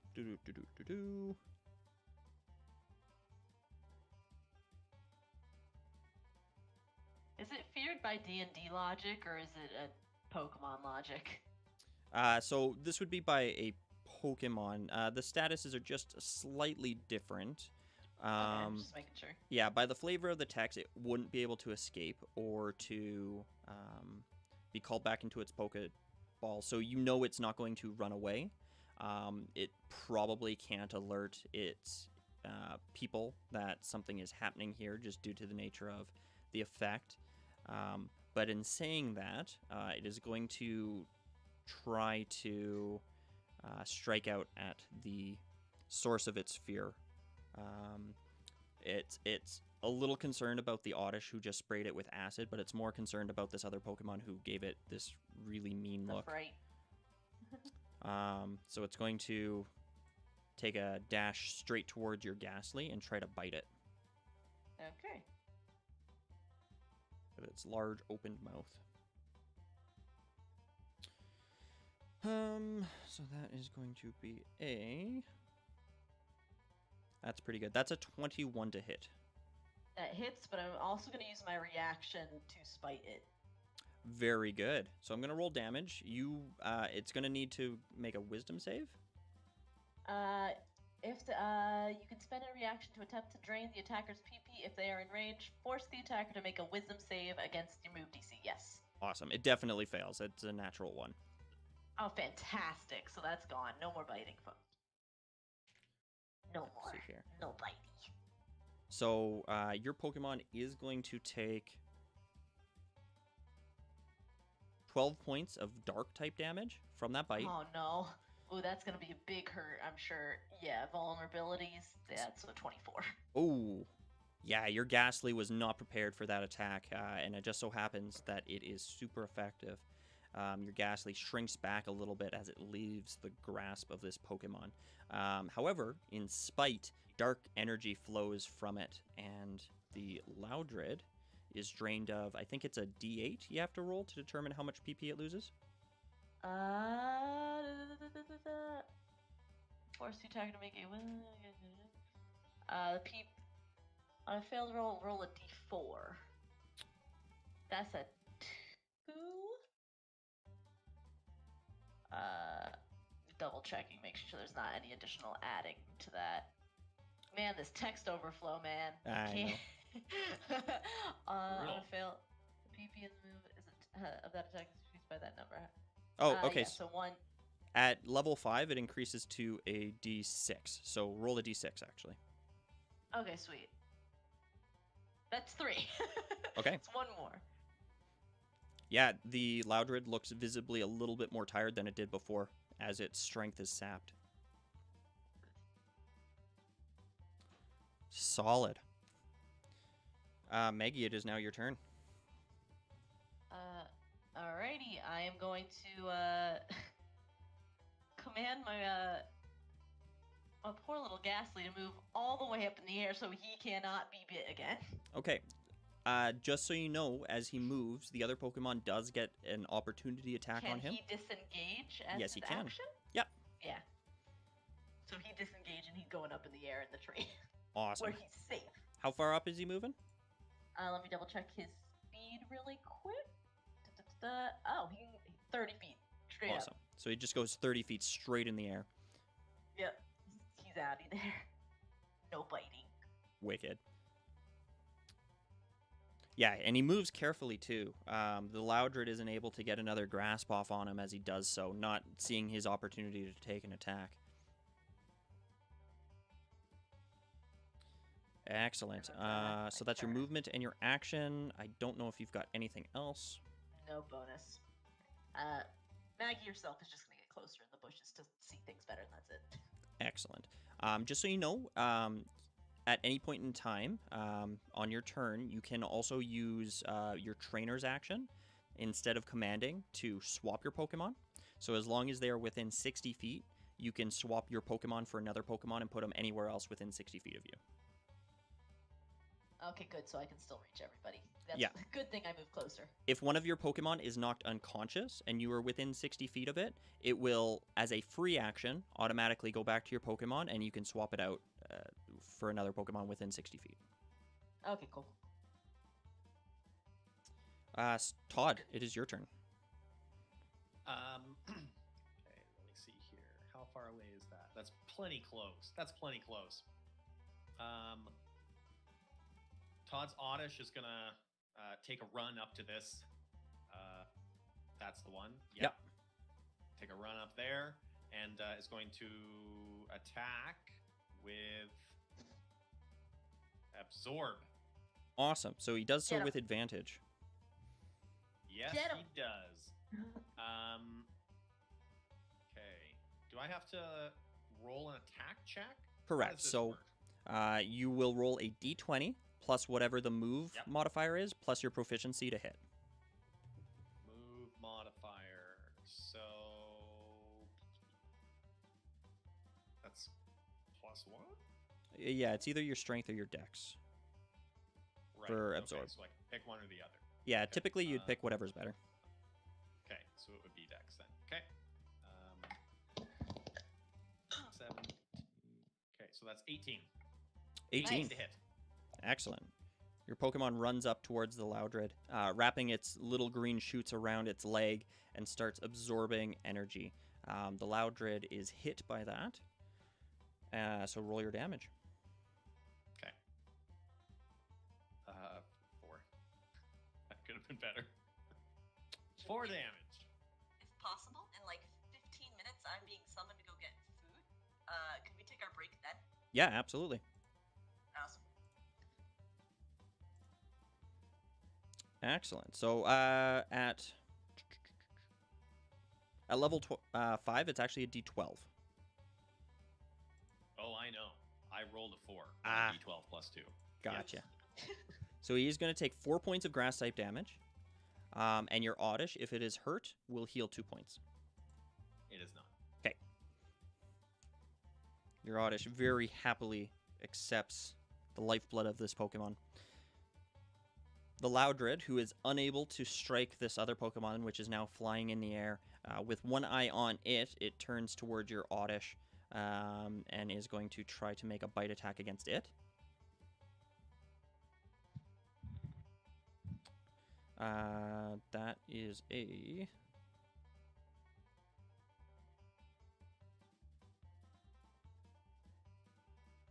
$10. That's just against my AC. Correct. That's a miss.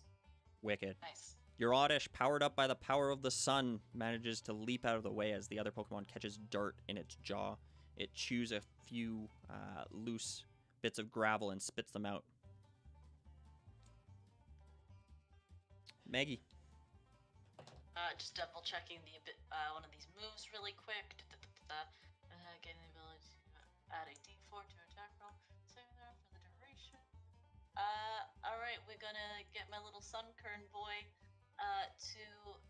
he's gonna move like over here. Okay. And he's gonna support his friend. He's gonna use growth on the Oddish, so now you have an additional D4.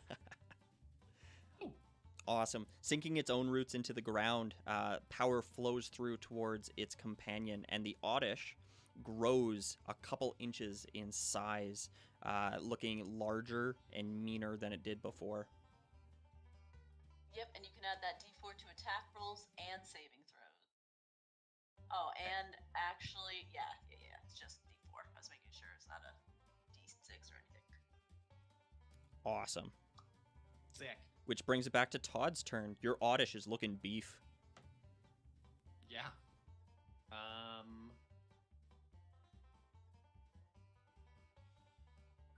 Okay, so he's done his 2 attacks, so Sweet Scent is not in effect anymore. If I were to use... If I were to use Acid again, I don't think I'd be able to take advantage of this D4. How long do I get to hang on to this D4? Duration, it says. So... I assume a while. Hold on. I believe growth is 1 minute concentration. Yes, 1 minute. So that will last almost an eternity. That's like 10 rounds or something like that. 10 rounds. Right. Yeah. Awesome. Sick. Okay, so he'll hang on to that for now. Oddish is going to use Acid again. Okay. So this Pokemon is going to fail its save big time with a 5. Yeah. It's not doing great yeah, with its saves. It is. And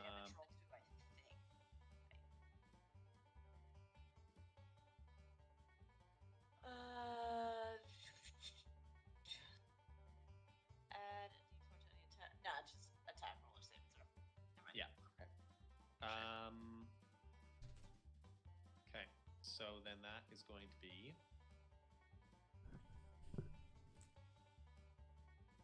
10 damage.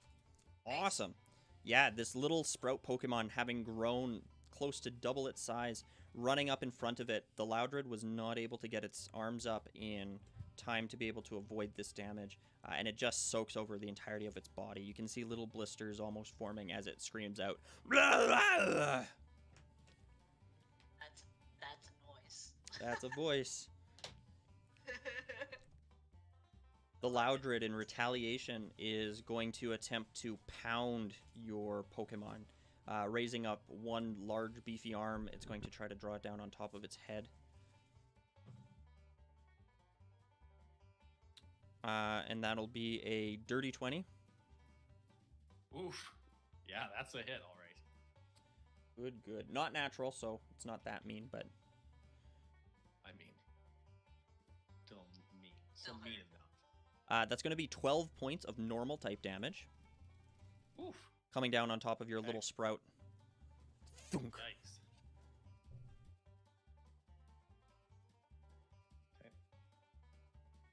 Okay. Maggie. So I am just gonna have Sprout use Mega Drain. Drain the life force, make an attack on the target, doing 1d6 plus grass damage on a hit. Okay, so let's do my d20 first. Awesome. So you're using Mega Drain? Yes. And that's plus my strength and or dex, which are both horrid. That is an 8, I think? No. Yes, 8. Ooh, 8 does not hit. So Yeah, I didn't think so.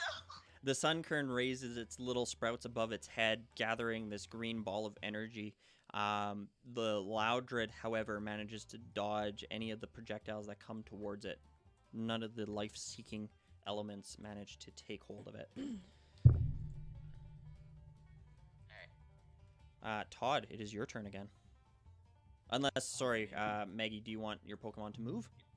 No, he's good. Okay, Todd. He's chilling. Okay. I can only use one at a time. Man, I know. that's not great. That's not great. I mean, Todd is like horrified about this Pokemon that's hurt. I don't think he's close enough to run in there and Beat him up. give any first aid, is he? Wow. Okay. So my Ghastly then is gonna try to use hypnosis and put this other Pokemon to sleep as well. Excellent. So the Loudred is going to make a Wisdom save. Yeah. And that is it's a 14 DC. Okay, so here's what happens. The Loudred, very concerned with the Ghastly that's floating up in the air, who's still staring down, glaring in this mean sort of fashion. It's tussling with this other Pokemon that is at its feet, who's grown in size and is quickly taking a chunk of its health away. It catches a glimpse of your Ghastly out of the side of its eye, and your Ghastly whispers this awful sort of tune through the air, singing, "Go to sleep, go to sleep." And the Loudred suddenly starts to shuffle in place, and its eyes start to become very heavy and droopy, each eyelid blinking independently. Before it stumbles to one knee, it looks over at your Oddish, almost looking to strike it again, but it can't even lift its arms, and instead it falls over backwards, snoring softly to itself. So we got 2 sleepy Pokemon then. Both Pokemon are effectively neutralized for the moment. Okay. Todd, you think we could tie them up? just for now. Then we can free them as you wish after. I mean, I would say let's just leave them. Like they'll come to later and we'll be gone. Certainly hope so. Then we gotta do a quick sneaky. Call back my babies. Okay, you call them back. I'm going to swap us back to that home screen there. And this is probably a good time for us to take our break. Great. How much time are we looking at so I can come back at a reasonable time? Let's call it 10 minutes. All right. That work for you guys? Yep. I might be like 15 because we're going to my aunt and uncle's house, which is like literally next door. But yeah, no more than 15 really. All good. As soon as we come back, anyways, we'll jump over to what Blair is doing. So So that works out. Awesome. I will let you know. All right, be right back then. Awesome. And We we're will just, be back in 10. We're just running till 4 o'clock. Is that right? Yeah, that's the goal here. Okay, perfect. Awesome. Well, then I will see you in 10 to 15. Awesome. All right. Thank you to Lunchbox XVP for saying hello. Alyssa's been wonderful. I love playing with her. As well as for Shiny Umbreon for following us. Oh, thank you, 2 hours Shiny ago. Umbreon. Much appreciated. Thank you. And thanks for the call out, Felix for life. If any of you guys want to catch the tail end of this or can't stick around for the whole of it, it should be up for everyone to view on the Hivestream YouTube channel on Monday at 2 o'clock Mountain Standard Time. All right, I'm going to go fill up my water bottle and take a quick bio break.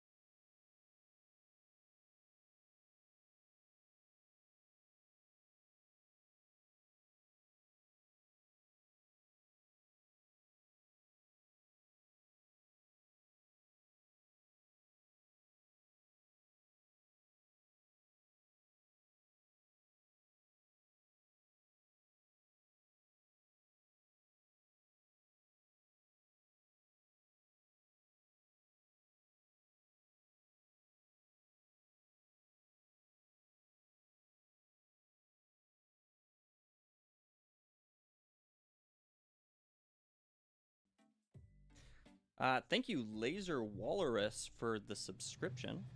We're quickly working on emotes at the moment, so that you can do the thing. But thank you so much for your support. That's much appreciated.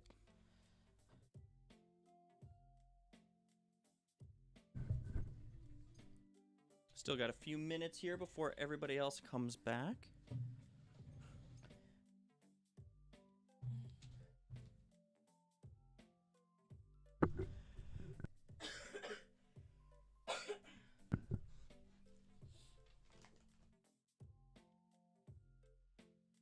Make me roll performance.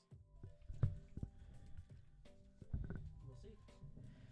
Can't be deception.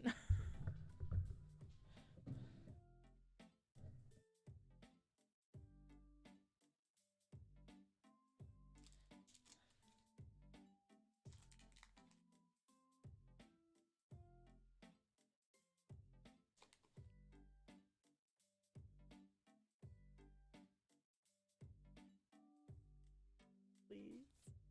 Guess we'll find out. But deception is what I want to do. I'm trying to deceive.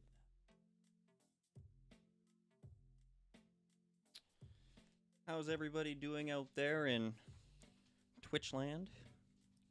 On the interwebs? Everyone having a good Saturday? Everyone ready for Christmas? Or if not Christmas, whatever else you might celebrate? No, Hanukkah? your presents are in the mail. Stuck. Hey, Wanza.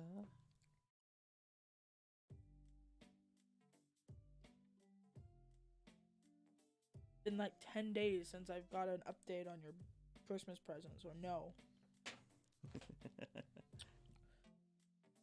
Now, I know the U.S. Postal Service is a little messed up at the moment, so I imagine you're not the only one who is struggling.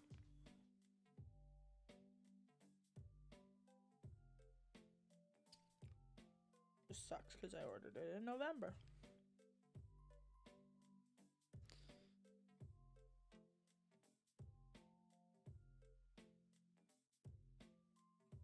And my package I ordered for myself is already shipping faster than the one I ordered for you in November. Like, that is frustrating. Hello. Hello. Hello. Hello.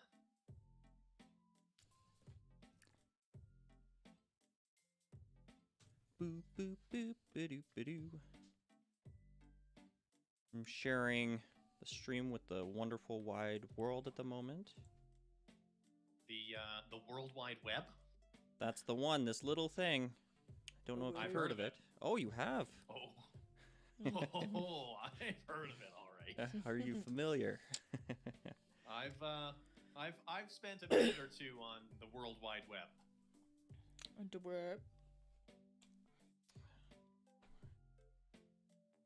All right. I've refilled my beer and I'm ready to go. Hey, there you go. Those are the ideal D&D drinks of choice. No, vodka. I got a Christmas delivery of beers yesterday. Ooh. Or Anything the day before. special? It was very nice. I got some 88 Duotang, which is like my favorite beer in all of Alberta. Mm-hmm. So obviously I had to order that. And I got some of the Rail Yard Peach Sour, which I'm excited to crack into next week. That sounds very, very interesting. Some of my coworkers It's super good. were talking about some kind of candy or sweet that I have never heard of. So I think it must be like, because the ladies that were talking about it were older than me by at least 10-20 years. So I don't know if it's something that's like just not my generation thing. But apparently it's been turned, like the flavors have been turned into an alcohol, and they were like freaking out about it. I can't remember what it was called. I think they even sent an email about it because my boss started looking for it. So, some kind of new thing. Yeah, apparently it's like a brewing company somewhere more in the east has developed it or something, and they are not shipping to Calgary. Like, my coworker was having a really hard time getting them to ship to Calgary. I don't know Sure. what it is. But it was enough. some weird dessert potentially. I think it involved cinnamon and chocolate, and I wish I could remember the name of it. But it felt like a very weird like liqueur to be making. But Oh, yeah, interesting. That's neat. Yeah, I don't usually like end up drinking anything came from outside the province. We already got 110 brewers here. I got lots to choose from. Yeah, Alberta is blessed with some very good brews. yeah, they do. All right, was that? I'm back, but at some point I'm gonna have to take a 5-minute, go run, grab dinner, and then come back. That's fine. Just give us a shout. All Yeah, good.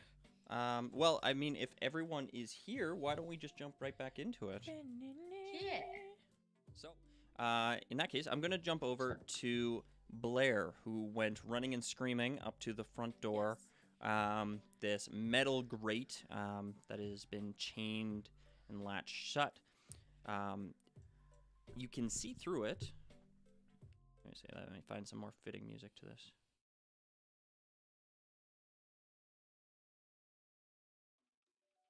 Sure. You run up towards the door. Behind it, you can hear a number of voices, and you can see through the slats, mostly just the back of trucks.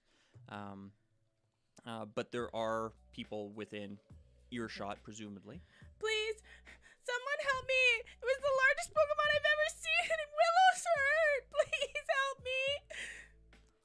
Give me a deception check. It's a 17. A 17. Okay. You see an individual approach. Let me just get you a better description of said individual. So this is a male figure. He's got high boots that are white with a bit of a red stripe, but he's mostly dressed in a black sort of jumpsuit, a black hat on the top of his head. His hair looks like it's brushed out and kind of comes out in waves.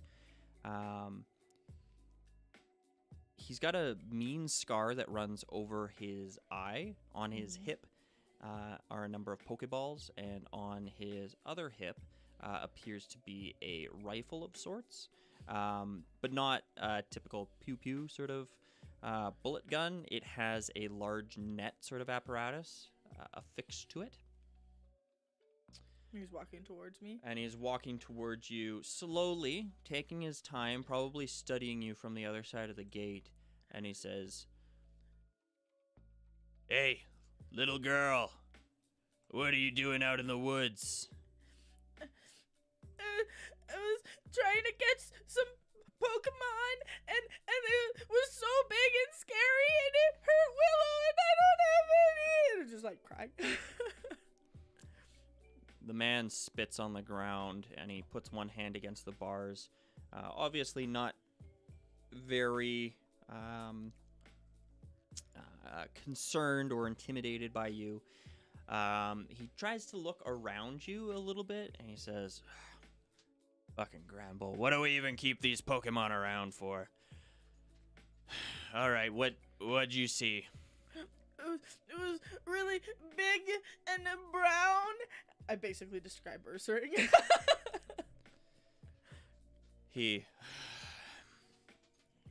Are you alone? Mm-hmm. He looks you up and down. Can you give me another deception check? Mm-hmm. Oh, fuck. That is 7.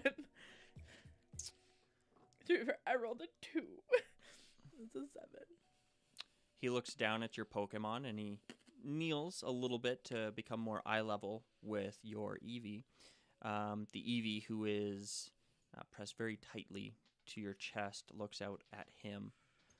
Can I get Eevee to give me a deception check? Mm-hmm.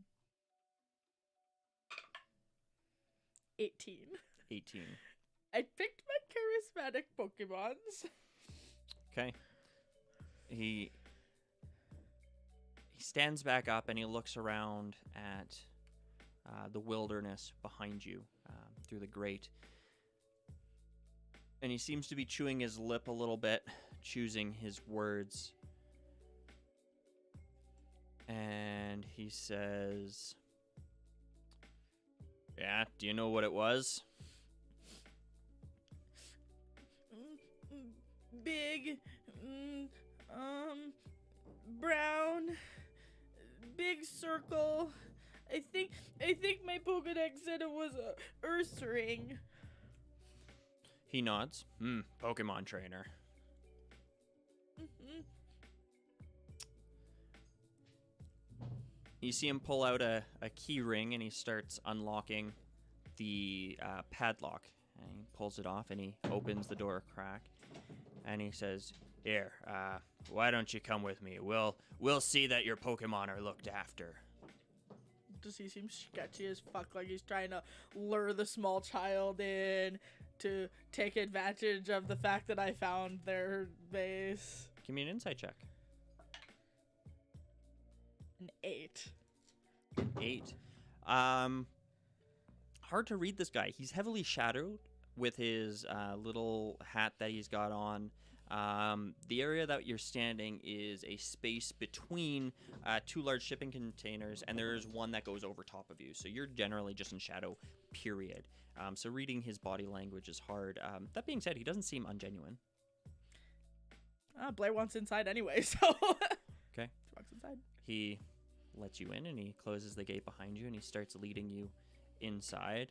And he says, "Well, you know, there's lots of dangerous things in these woods here. You know, a little girl like you probably shouldn't be running around alone." Well, I had friends, but when the Ursaring came, I got scared when Willow got hurt, and I ran and I lost them. He nods, taking it all in. He leads you to the right. As you move around the side of one of the trucks, you see in the back of it what looks to be almost like a harpoon gun attached to a long length of rope. There's also 3 other ATVs that are parked in here. I'll be right back really quick. Do I Sure. see the Moltres at all? At this point, you do. It is, as seen before, tethered, fearful, but mostly furious. You Can I can see it in its Tell eyes. how many tethers there are? There are 3. What do they appear to be staked into the ground with? Or They're staked into the ground with what appears to just be a rebar that is sort of bent over and pounded in. So they could potentially be reefed out. by though, something strong. Yeah. But obviously they are tied down tight enough that as this Pokemon struggles, it doesn't seem to be freeing itself at all. You see one individual step closer to it. He's got a whip in his hands. And as he gets within 30 feet of it, the Moltres' face sort of snaps over towards him. Its jaw moves, and it looks like it tries to breathe about a flame, but it gets caught in its beak, which is muzzled at the moment, and just kind of sprays out in the general area. And the man laughs to himself and loosens the Trying whip. Not to look at it too hard. Is there anything that I can identify on the Moltres using analysis that I could use to our advantage? I mean, Like knowing its level and a ability about it. I mean, it could be useful, I suppose. Depends on what you That's a consider natural useful. 1 anyway. You're probably taken by the majesty of this Pokemon. I'm also trying not to look at it. It's probably larger than anything you've ever seen. Previous, you would have considered Ursaring to be a large Pokemon. This Pokemon, its wings are pressed tight against its body, but even then it stands probably twice as tall, if not a little bit taller, than Todd, who is not a small person by any stretch. And it has a good bit of weight to it. Its claws, which are dug into the ground tightly, as it just sort of flexes and grasps, digs huge trenches. Its long, flaming tail stretches out backwards, and as it rotates in place, it lights a few of the standing log pits on fire. this guy's Pokemon with him? This guy has an Ekans around his neck currently. It's looking at you. Its little tongue sticking out. I like your Ekans. He smiles, doesn't really acknowledge the Ekans at all, and he says, "Thanks. They're cool. Yeah, why don't we here come over this way? Like I said, lots of dangerous Pokemon in these parts. Here, he leads you up a couple sets of stairs to what would be the first level of this sort of fortress, and he leads you towards a door. And he says, "You look pretty hurt. Why don't we get you to sit in here and here? Give me your Eevee and maybe your other Pokemon, and we'll get them looked after. I've got potions and stuff. No, that's okay. We'll look after them, and I'll send somebody up to look after you." He's trying to hustle me, isn't he? I'm not that stupid.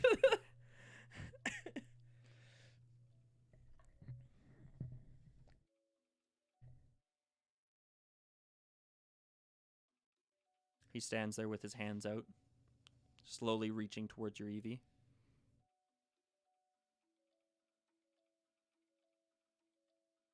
Eevee's not going anywhere.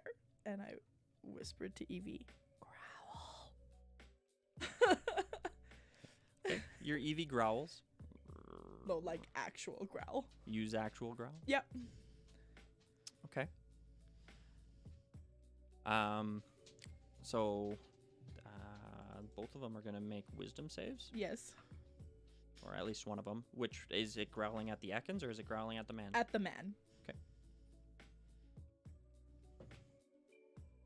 The man takes a step backwards, almost frightened of this Pokemon, and says, "Whoa, it's got some spirit, doesn't it?" Willow doesn't go anywhere without me. Okay. All right. Here, what? There's a couch in this room. Why don't we just put you in here, and I'll go get some stuff for you, okay? And he opens the door, and you see what appears to... it was probably a games room at some point in time, but there's a foosball table that's been collapsed in the center. Before There's a I couch. walk into the room, Mhm. is there a window? There is. Is it glass? It's boarded up. It's boarded. Yeah. Boarded well. It appears to be. Boarded like I ain't gonna get trapped in this room because Ursaring can handle it. Hard to say.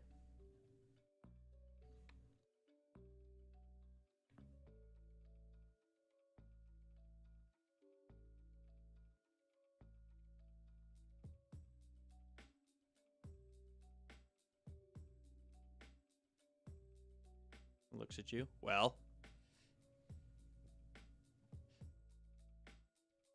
Can't I just wait here? he looks over his shoulder. He says, "No, it's far too dangerous out here." How big is my lighter? Like lighter size, I know. an inch and a half tall, like a Bic lighter.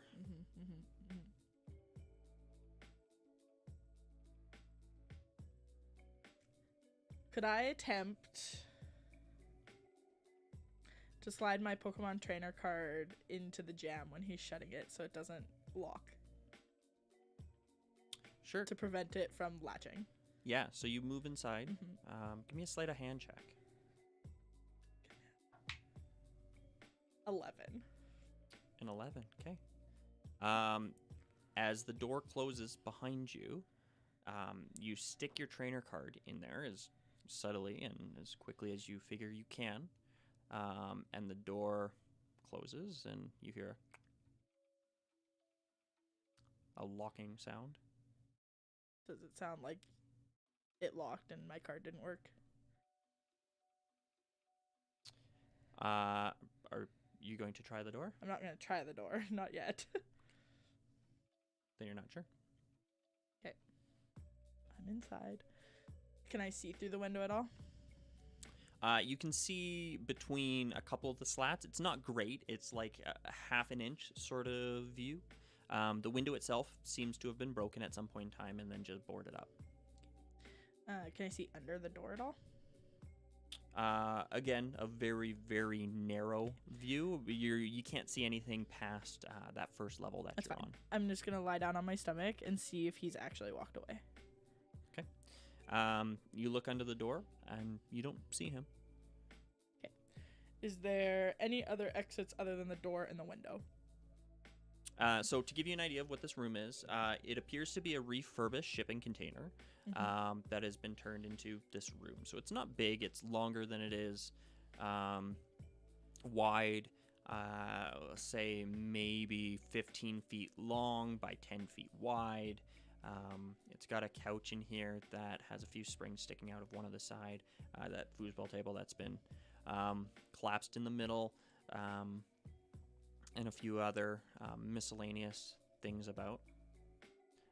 But it does not have a door to another room. No, like ceiling hatch. It's just a window. Correct. Okay. Yeah. Yeah, probably not made for comfort, not constructed for this as its initial purpose, but what it is currently. Alyssa, are you back? Not quite?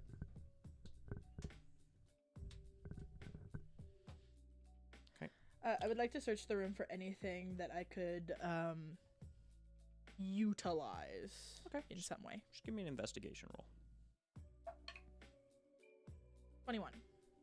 21. Searching through everything, you find what is a roll of coaxial cable.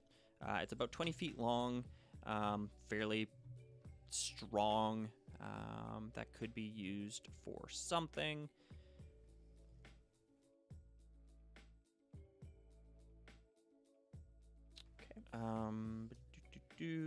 Yeah, out of everything, that's probably the most useful thing, unless you wanted to take like a chair leg or something. You wanted a makeshift weapon of sorts. You said there's a foosball table? There is. Is there any parts that I can pull from it? What exactly are you looking to take? Anything that Blair could potentially use to pick a lock if the lock isn't, because it would have finer, more complex pieces.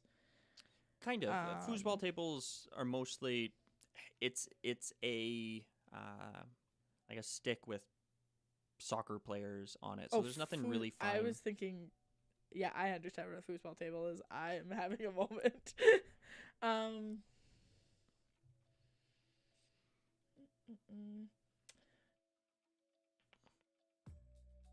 Nothing I could use as like a pry bar.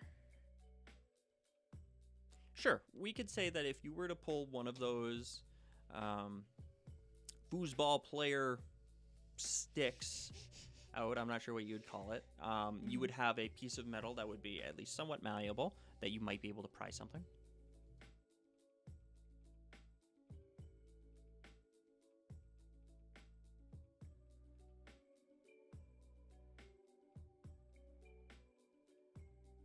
And there's just the one end.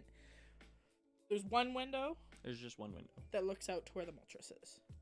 No, it looks outwards, so out into the forest. Out into the forest. Okay. There is no window that looks out towards the courtyard. Looking out that way, do I have any idea where the two allies I have somewhat made on this are? Yeah, so they would be...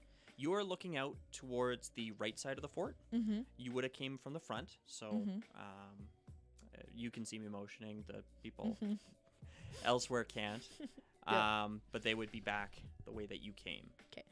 Examining the window and it being paneled shut, is there any means for me to strategically, kind of one by one, quietly attempt to pull them off with the pry bar or summoning my Ursa Ring? I mean, you could certainly try. You're not entirely certain. Okay, I'm first going to try myself. I'm back. Hey, with the pry bar I have, trying to take the one that is most, like, if they're overlapped, the one that's furthest out. Yeah. Okay. Give me a... Make this just a straight strength. 16.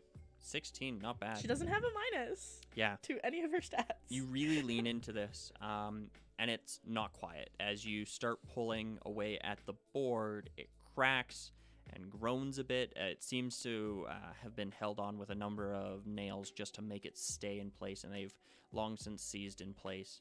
But you do manage to pull one of the boards off. Okay, I stop and I listen. Does anybody seem to have been alerted by that noise?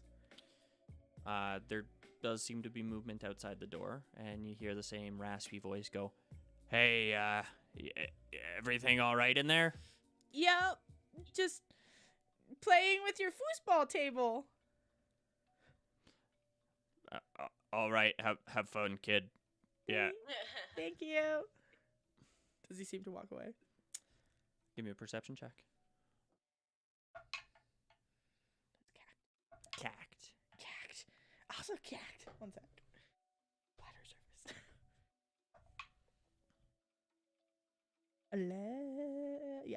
Nope. 10. I mean, you don't hear him leave. You can't hear him standing there. You're not sure at the moment. Willow, go stand by the door and give me a sign if you hear him again. Willow runs over towards the door and looks back at you. Give me a perception check for Willow. She sticks her large ear by the door. It's a him. Him. It's a 5. 5. Looks back at you. Shakes his head. Did taking off that one piece, did it give any sort of larger gap? Yeah. You now have like a 2-inch, a little bit more gap. So something that, say, like Todd, some of Todd's and Maggie's Pokemon could get through at this point. Some of their small Like Ghastly. list. Maybe? Perhaps. Ghastly's fairly malleable. Ghastly might be able to get in there. Okay. Just looking at a few of them. I think most of them are a little bit larger than that. Yeah, most of them are in the neighborhood of a foot. Okay. I can keep them in the Pokeball though, can't I? Yeah, it's just not wide enough for you guys yet. But my Ekans could probably fit through. Yep. Okay. I'm going to pop out Ekans. Mm-hmm.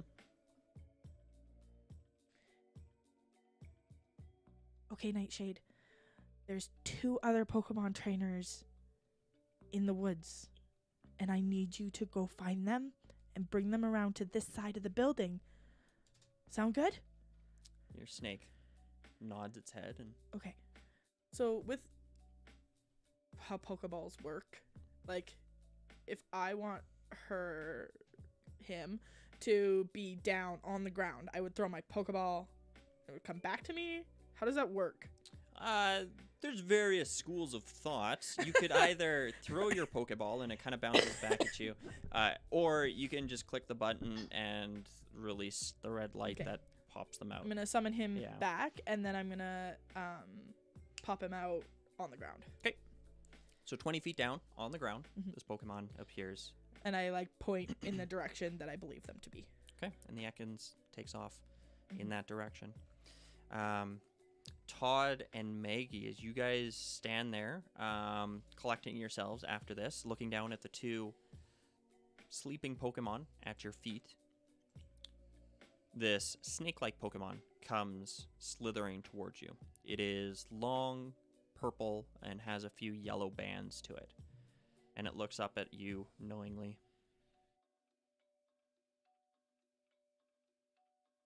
It will, like, try and get them to follow? Yeah, it Do does a a couple circle? figure 8s in front of you and keep looking back at you.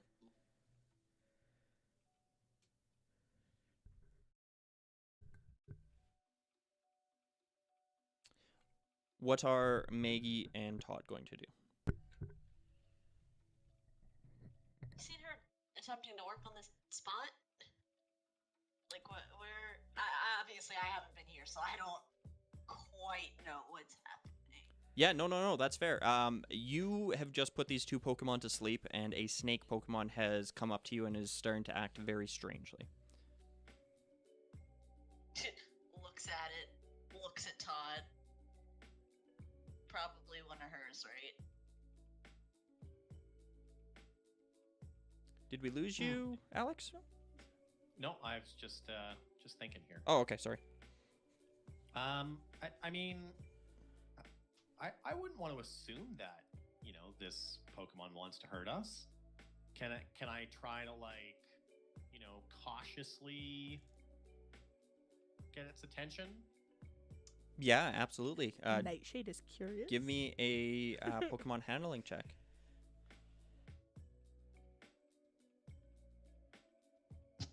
Ooh, that's an 11. It's an 11. Yeah. I mean, you motion towards it and sort of kneel down a little bit towards it, acting as least threatening as you can.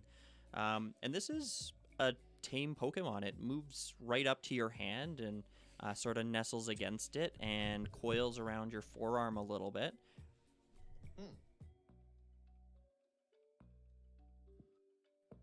Can I, Definitely think that's hers. Yeah. Yeah, you're probably right. So. Yeah. It moves off your hand and starts moving in the direction that it had first come from.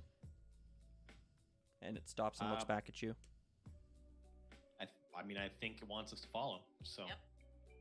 Go Sure. after it. Before we head right out, what's the situation for healing a Pokemon? All right, so each of you should have 2 potions, which are essentially little spray bottles that promote rapid healing. That's 2d4 plus 4 healing for each of those. Additionally, I think you have special trainer qualities, don't you? I do. I have healing power. I have 25 HP. Are you the same as Brooke is?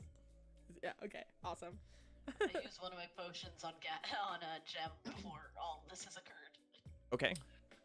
Yeah, I mean, I'd like to use one of my potions on Oddish before we head out. Okay. Yeah, because I can see that Oddish is hurt. Yeah, Oddish is a little bit hurt at the moment. So you said 2d4 plus 4? Correct. Well, you have what's written in my inventory is 2d4 plus 2. Oh, okay. Then take that. That is accurate. Okay. I didn't want to cheat. So. My recollection is poorer than my writings. Great. So I'm gonna heal Oddish for 4 HP. And I'm I'm just gonna use my special power, Okay. my nurse power. Yep. And just heal Oddish the rest of the way back up, which is another 8. Excellent. We typically describe this as the power of anime on our regular series, where you kneel down and through determination and sheer will, you will your Pokemon to feel better than it currently is. Oh.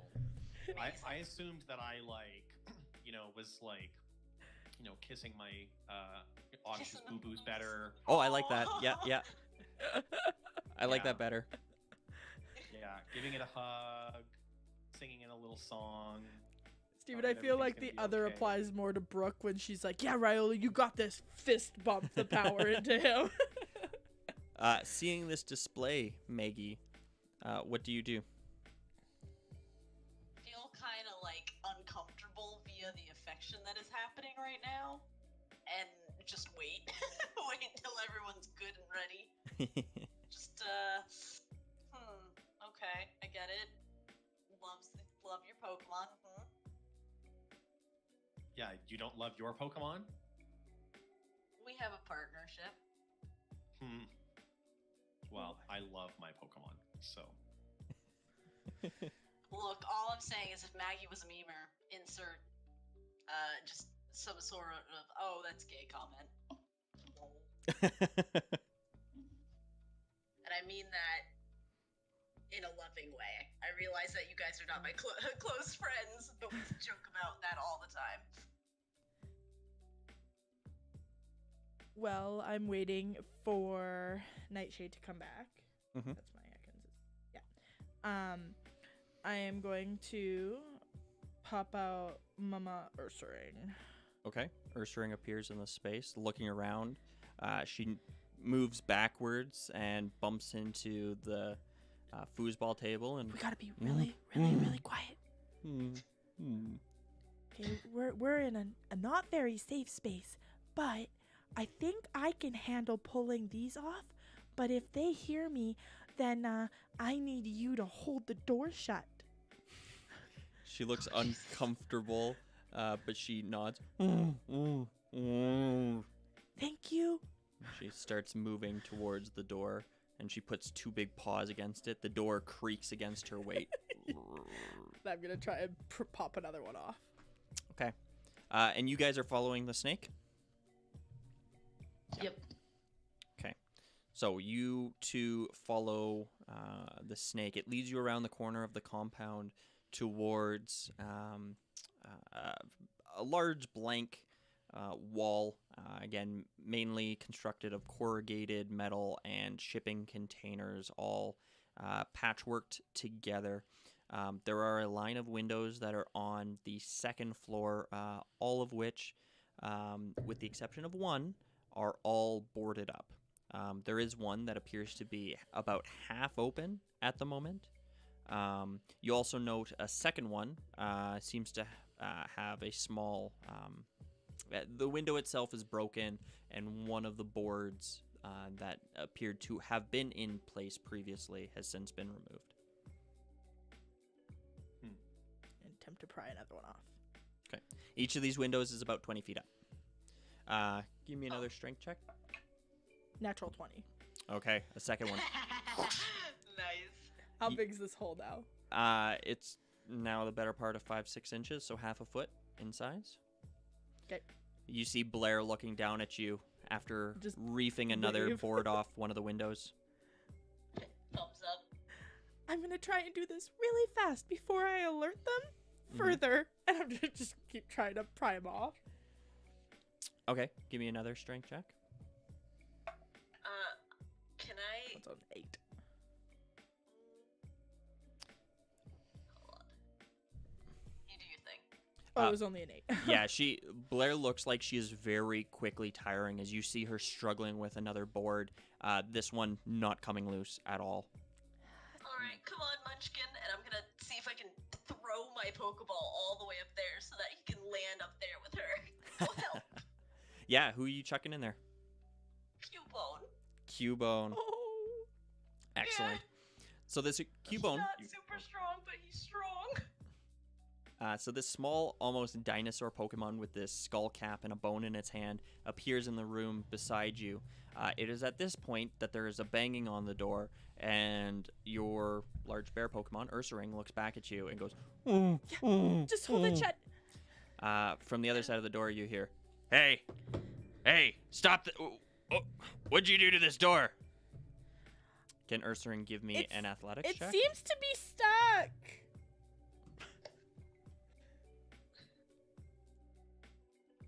A 12. Okay.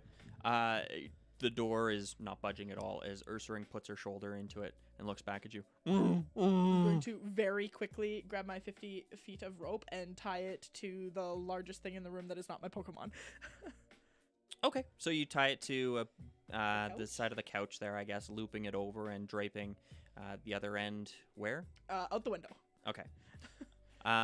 Maggie, what are you getting the Cubone to do?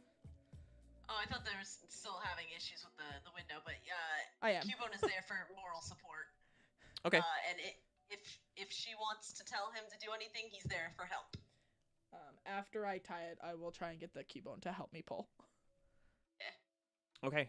The window is only about half revealed at this point in time. Yeah, definitely not large enough to fit a grown man through. No. He Yeah. can use his little bone to sort of like use it as like a wedge to see if he can open it more. He absolutely can. So, Maggie, can I get you I'd be get your- helping as soon as I'm able to do so. your Cubone to give me a... Yeah, we'd call this a strength check. It's not gonna be any good. He trying. That's a 4. Oh, no. He's He so try short. His darndest. He's so short, and as he jumps up towards the window, he manages to stick his bone between two of the slats, and he's pulling, but it's more just him hanging from the bone at this point in time, grumbling. I'm sorry, Munchkin. As he's really reefing. Blair darn at the it. moment is tying up her rope on the sofa. Seeing the Cubone struggling with it, I'm just gonna say, okay, Willow, we're just gonna do brute force. Can you quick attack one of them? Willow Just turns. try clicking, like, bounce off of it and try and snap it. Yeah, make an attack roll. Nice.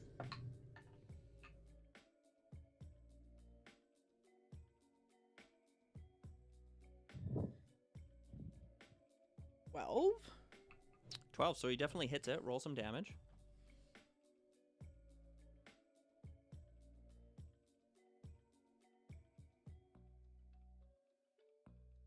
I'm having a moment. No, no. Like, All shit, good. I haven't played this.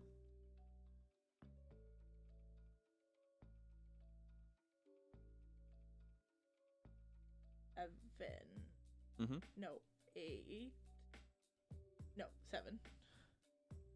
Seven? Yeah. Okay. You smash another one of the boards. So at this point, it is about 3/4 open. You could probably fit Maggie through the window at this time. Maybe not Todd. Mhm.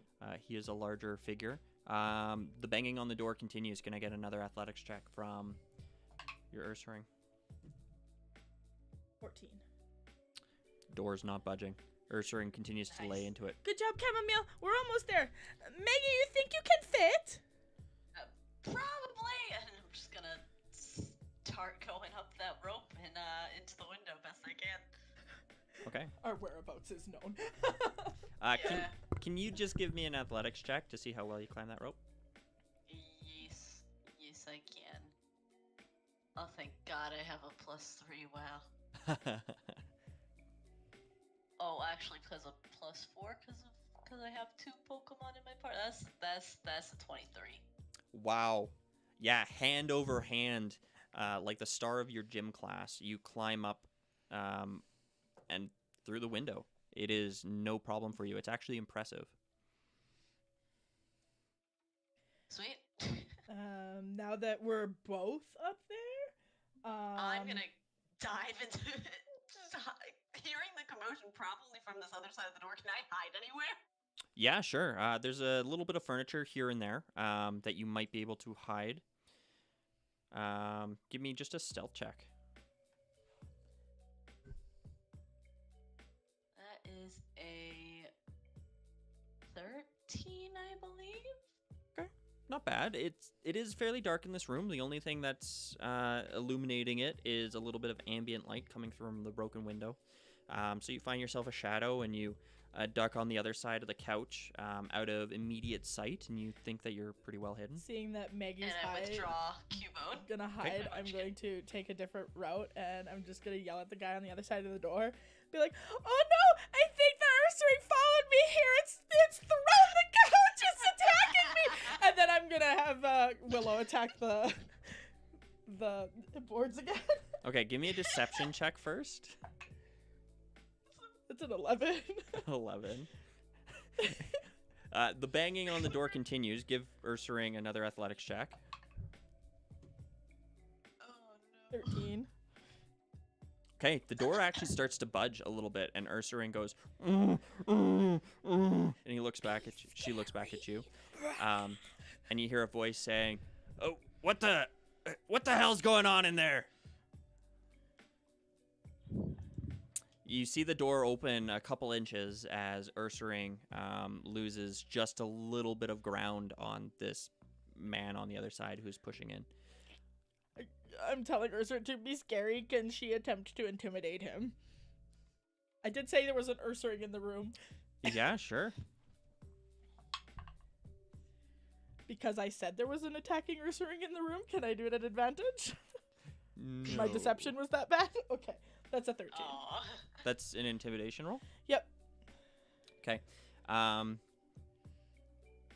The door flies open as Ursaring steps back, holding up her arms and looking down at this man who is suddenly confronted with this grown bear, and it just roars. Spittle flies across his face. His hair flies back a little bit. It's gonna be rabid. He does take a couple steps back as his snake leaps from its shoulders. Can I get you to give me an initiative roll? Maggie, because you are also in the room, you can also give me an initiative roll if you choose to participate. I will gladly help. Do I get the element of surprise? You are considered hidden from him, so yes, you would participate in a surprise. I'm round assuming if you this so is desire. theater of the mind because you have not prepared a random crate room. I have not. Okay. If we could just assume everything's within range. I for just the most wanted to part. know if I needed to make an encounter change to the encounter table. That is a 15 on my part. You're 15. Blair, what are you? I'm a 13, and for the purpose of this, Ursaring would be my active because she's attempting to intimidate the man away. I anyway. figured as much. Chamomile.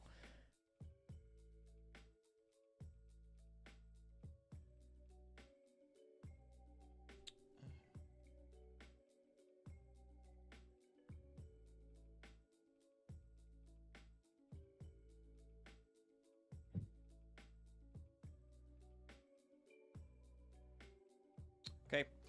Maggie, so first off, you get a surprise round, so nobody else sees you in the room, so they do not know that you are there, so you can take a surprise attack, essentially, or whatever you choose to do. Can I just can I knock this guy out?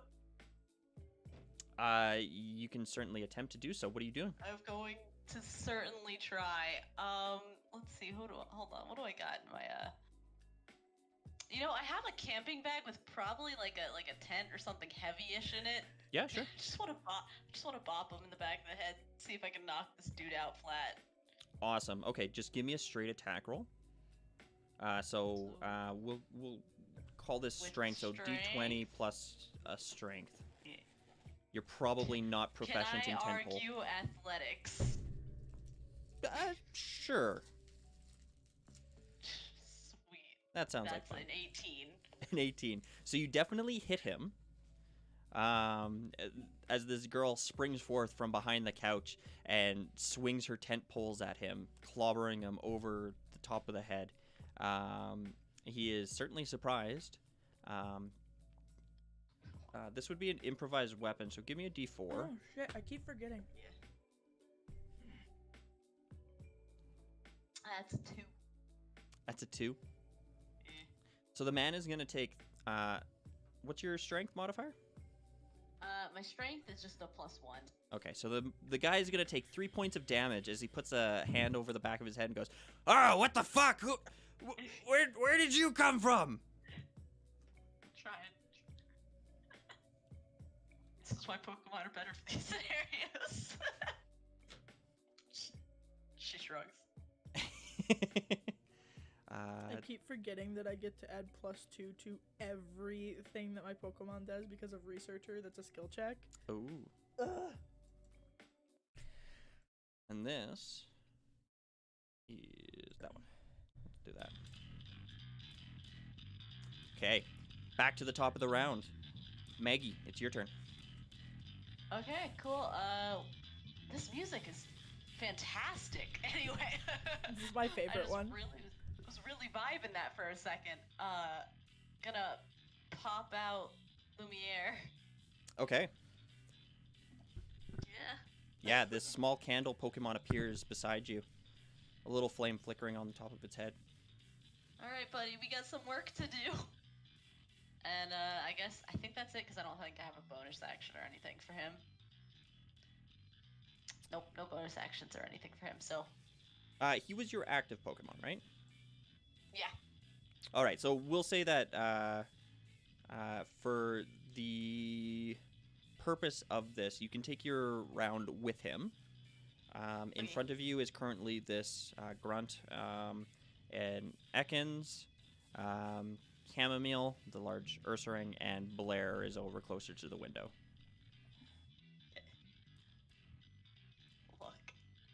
already bopped this guy on the back of the head, hoping to knock him out. Can I confuse ray him? Sure. Just to make the situation significantly worse. Yeah, absolutely. Fantastic. Gathering in the flame of your small candle Pokemon, this darkness grows and shoots forth towards this Pokemon. The man doesn't even have time to utter another word before he is struck in the face and his eyes go a little bit dull as he leans against the door jamb and starts almost babbling to himself. Awesome. Well. Good job, Lumiere. I think The grunt is confused. And he's not going to do anything this turn as he kind of stands there uncertain of what to do. Blair, what are you doing? Chamomile, it's time we get Todd up here. Let's take some fury attacks at this window now. Okay. The large bear Pokemon turns away from the snake and goes ham on the window. Yep. Give me an attack roll. It is a lot. 25. 25. The bear absolutely hits the boards on the windows. Roll some damage. Todd, you hear a lot of commotion coming from up. Oh, I sure the do. 8 points. What? The window shatters outwards as a large bear claw breaks one of the boards. It shatters and falls at your feet. And Blair just looks out and is like, I think it's large enough for you now, Todd. Todd gives like a nod and like jumps up to grab the ledge of the window and pull himself up, which he can do because he's really buff. Yeah. And he tries to help up as many of his Pokemon as possible on the way up as well. Okay, so let's do this. Give me an initiative roll, and we'll put you on the table here. Okay, that is and 8. Okay.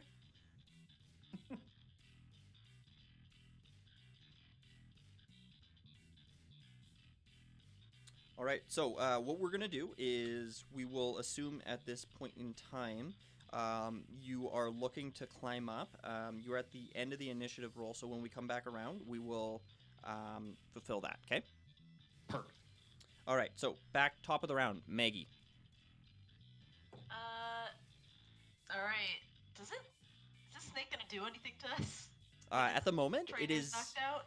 It's sitting there waiting for a command from its trainer. It's not entirely certain what to do. It's looking at all of you as aggressors, but it hasn't been given a command, so it doesn't know what to do.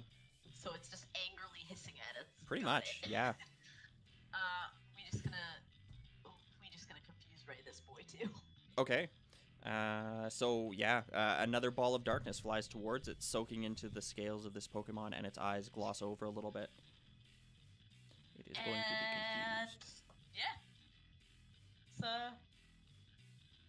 Maggie will move closer as to for next turn begin tying them up so this becomes less of an issue. But yeah. I look forward to your description of tying up a snake. Yes. It's gonna get put in a backpack. That's what's gonna happen. Oh, I figured just in a knot. That too. The grunt still can't do anything this turn. He stumbles backwards a little bit, actually, and catches himself on the rail.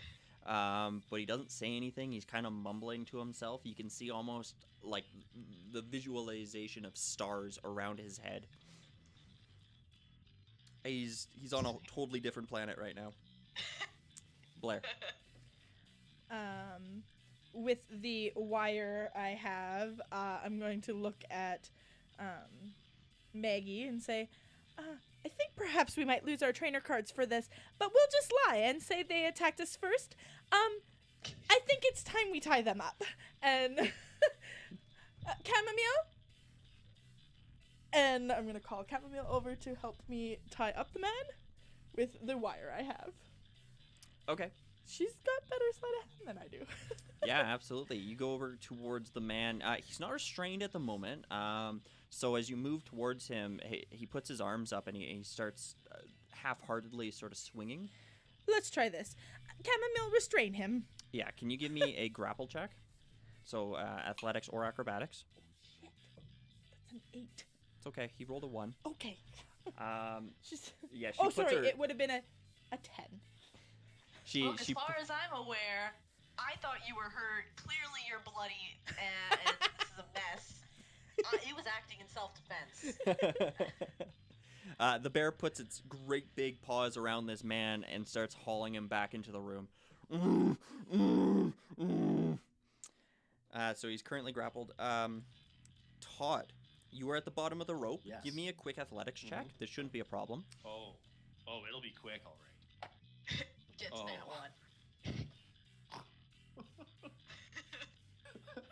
Is that what happened? It's a 4, a modified 4. Oh no, your hands are a bit sweaty.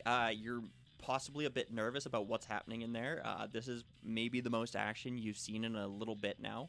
And as you try to climb up Well, I this can't rope even and pull see it. yourself over, yeah, you can't quite get grip on this, and you maybe feel a little bit bad comparing yourself to the 15-year-old girl who so nimbly climbed this Look, earlier. No. Young people are limber. He's got no shame. He gets it. It's fine. What if I were to just give up on trying to climb up into the window and just walk around the side of the building and go in the front door? Is there anything stopping me from doing that? And Nope. approaching from the other side of this combat? So you will note that as you left to following the snake, the doorway or the grate that Blair entered through was locked, and it was locked behind her. Right. Could I smash the lock or something? Yeah, you can definitely give it a bust shot. my way in. Okay. Because I've got a flashlight. I assume it's a big mag light or something, and I could, smash the lock. I mean, Yeah. at a minimum, it draws half attention one way, half attention the other. Yeah. Yeah, sure, let's do that. So you go over around to that side. Yeah, just give me a straight I don't strength. know if I'm messing with the order of operations here or whatever, but That's fine. Well, Okay. you couldn't climb the rope, and you very quickly discounted and ran around the corner to do this instead. okay. So you said another strength check? Yeah. Okay, I'm gonna use my other die. And I'm glad that I did. That's a 17. 17. Smash. It is a heavy steel with this great big padlock on it. But you hear something almost break inside. The lock itself doesn't spring open, but you figure that you've made ground on it. Okay. Maggie. Both the snake is confused in front of you, and this man is quickly being manhandled by this large bear who's hauling him back into the And room. Blair has the wires. What cable? Gonna take this really confused snake. And is there a box around? Yeah, I would say a box. There would be a box in here. I'm gonna put it in the box and then tie the box shut. A snake in the box. Okay, so the Ekans isn't entirely helpless, so I will need you to make a grapple check against him. So either acrobatics or perfectly fine. athletics. Woohoo! Swear I should succeed. No. Did I get advantage because it's confused? No, it's fine. I got a 6. You got a 6. Yeah. Granted, it's a contesting, so there's still a chance, but Yeah, so this Pokemon is really writhing in your hands. You can't quite get a grip on it. Despite the fact that it's confused, it seems to still have enough sense to avoid your grasp. Yeah, he's doing a snake wiggle. The danger noodle wiggle. Yeah, the danger noodle wiggle. Well, that's what I'm focusing on. Okay. The grunt seems to overcome his confusion this turn. no. shaking his head in the arms of this large bear, and he goes, "Ah! Ah! Ah! Ekans, save me! Help me! Ah!" And he commands the Ekans to attack the Ursaring. The Ekans does make it through its confusion to make a poison sting attack against your Ursaring. So that is going to be that's a really good roll. An 18. That hits. Okay. Your Ursaring is going to take 4 points Okay. of poison type damage. And I believe natural roll. Yeah. Your Pokemon is also poisoned. Okay. But Chamomile has guts, so when this Pokemon is burned or poisoned, they are not affected by the disadvantages or half damage effects. Okay. They still take damage at the end of each turn. Right. So at the end of your turn, you're going to take 3 points of damage. But yeah, you avoid all the other negatives. Which would Basically what you just said, that it's immune to. oh, okay. It is now your turn, Blair. Okay. The man is struggling in this bear's grip, and the snake is turned to attack. I walk up to the man, and I say, "Legendary Pokemons such as the one outside deserve to be well protected and studied appropriately, not held captive." And I'm going to tie him up. Attempt to. Okay. It's a 5, though. Yeah, he We're definitely the Pokemon struggles. rescue team now. He struggles against your bonds, and you do not manage to get the cable around him. Okay. Todd, Sorry, I was just eating a cookie. all good? Nice. So it didn't seem like I completely busted up this lock last turn, but it's a bit busted up, eh? Yeah. Okay, I'm gonna give it another go. I'm gonna try to bust in this way because I think I'm just too old and heavy to get up through the window. Okay, give me another strength check. That's an 18. Wicked. Even better than the last one. You hit strong and firm. I will say, given the nature of this activity, I think your flashlight is probably broken. But Okay. as a trade-off, the lock is likewise busted, and it falls away in 2 pieces. Sick. Do I still get a move? Is that like an action? Now I still get a move. I can move Yeah. into the. Okay. And this is I'm heading in. probably a good time to do this. Hey, we got some map. Oh. Oh. Aw. Aw. Poor thing. Right? Okay, Steven, don't move, because it's hard for me to see, and I got to adjust. So I'm just going to place you guys sort of roughly around where you would be.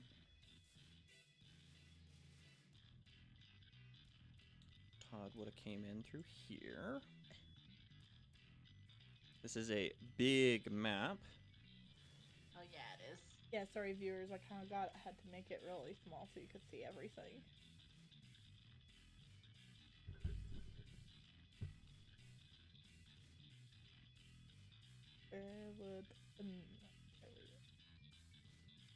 We must release him.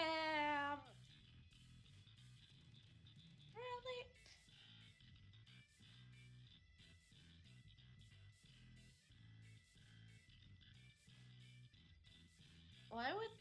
Why would they keep a mole trace in an old lumber mill? That sounds like a disaster. So currently, Maggie and you Blair? guys are kind of inside and off the map, but you would be over in this direction. I'm just putting...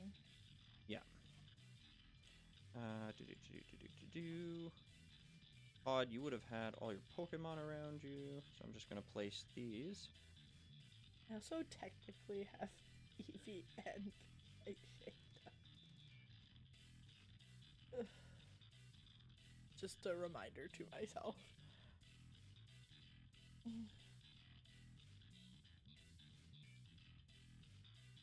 Okay.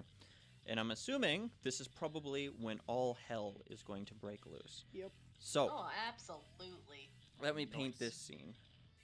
As Todd busts the lock, throws back the gate, and rushes in, he definitely draws the attention of everyone else who is in this space. He does. You two who are up in this little games room hear the commotion. You hear a bunch of yelling. You also hear the Molches scream out again. You guys are in the middle of your own tussle. Todd is down and has incurred the ire of everybody else. And He's a big boy. He'll be fine. things are about to get very, very bad. But it is also just about 4, so this is probably where I'm calling it. So, that means we'll probably have to find a time to conclude this episode some other time. That's perfectly fine. I am free on Saturdays. And Very actually nice. for the next 2 to 3 weeks because winter break. Hey, Nothing's Exact better than getting schedule paid as me. for winter break. You don't get paid? I do get paid. Oh, which is okay. I was nice. like, oh, I feel bad. Yeah. Nah. myself and Melissa are also on winter break for the next 2 weeks. 3 weeks for me. Ooh, there you go. Yeah, so we are probably super set to kind of plan whenever then. Cool. And we can figure something out with yourself as well, Alex. Sure. Okay. Weekdays are not good for me the next week. Yeah. Following week are fine. As far as I know, the next 2 Saturdays I'm available.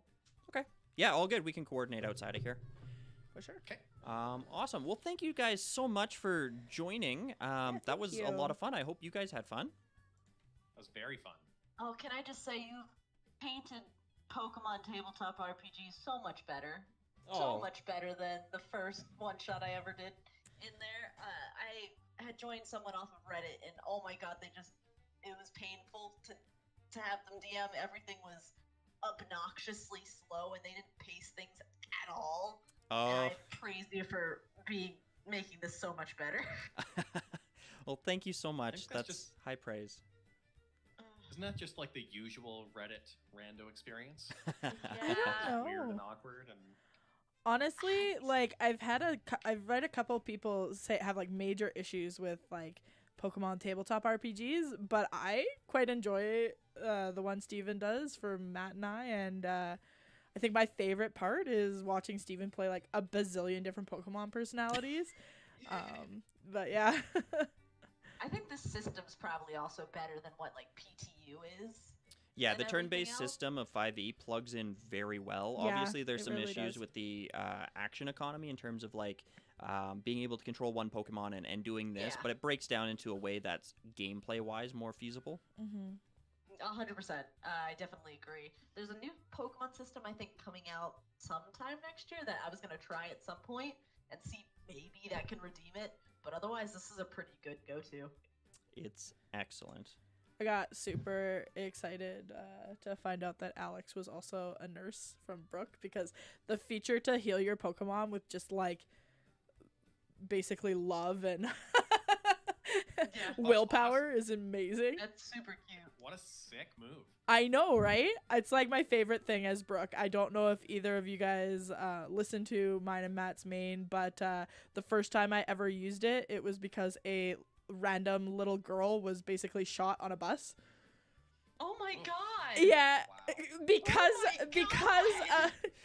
I mean, it was because of Jackson's attacking the guy and him accidentally hitting the girl instead. But I willed her back up with with it, and it was just so cheesy and ham, but it was Yeah, our It was typical great. game can get pretty dark. Like the last session had a lot of possession and stuff. oh yeah. I mean, I was super fine with that. I just didn't expect to hear that from a Pokemon game. There are times where I'll look at Steven and I'm like, this is a Pokemon game, right? Right?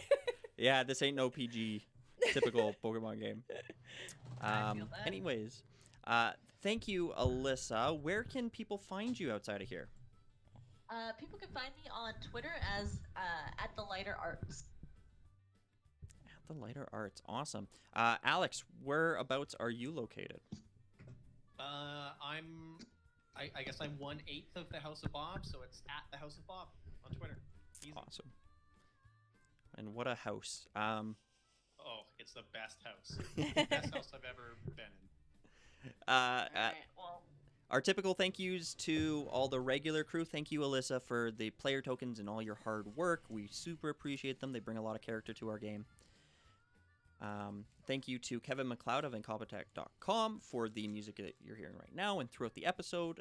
Again, to Mikkel_Beats of the Pokey and Chill soundtrack, again on Twitter. Thank you to Joe the DM, again on Twitter, for the Pokemon 5e homebrew. You can find out more about that at www.pokemon5e.com. Coming up on Tuesday, Matt's got a brand new game that he is going to be playing and streaming at our regular 7 o'clock time slot. And then on Friday for our... No, Friday is Christmas. Yeah. yes. It's that time of year. Yeah, so I guess the next Pokemon D&D is going to be on the 28th? 28th. Okay. And then whenever we can figure out the thrilling conclusion of The Sky's Shone Red. Yeah. Thank you so much for joining us. And thank you, everybody who tuned in and watched and followed and subbed and stuff. All right. Any other last things you want to say before we tune out?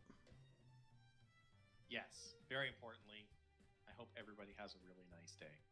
Oh, Yeah, Happy and a great holiday. I love that. Stay safe, stay healthy, and we'll see you on the other side of this thing. Bye. Bye all.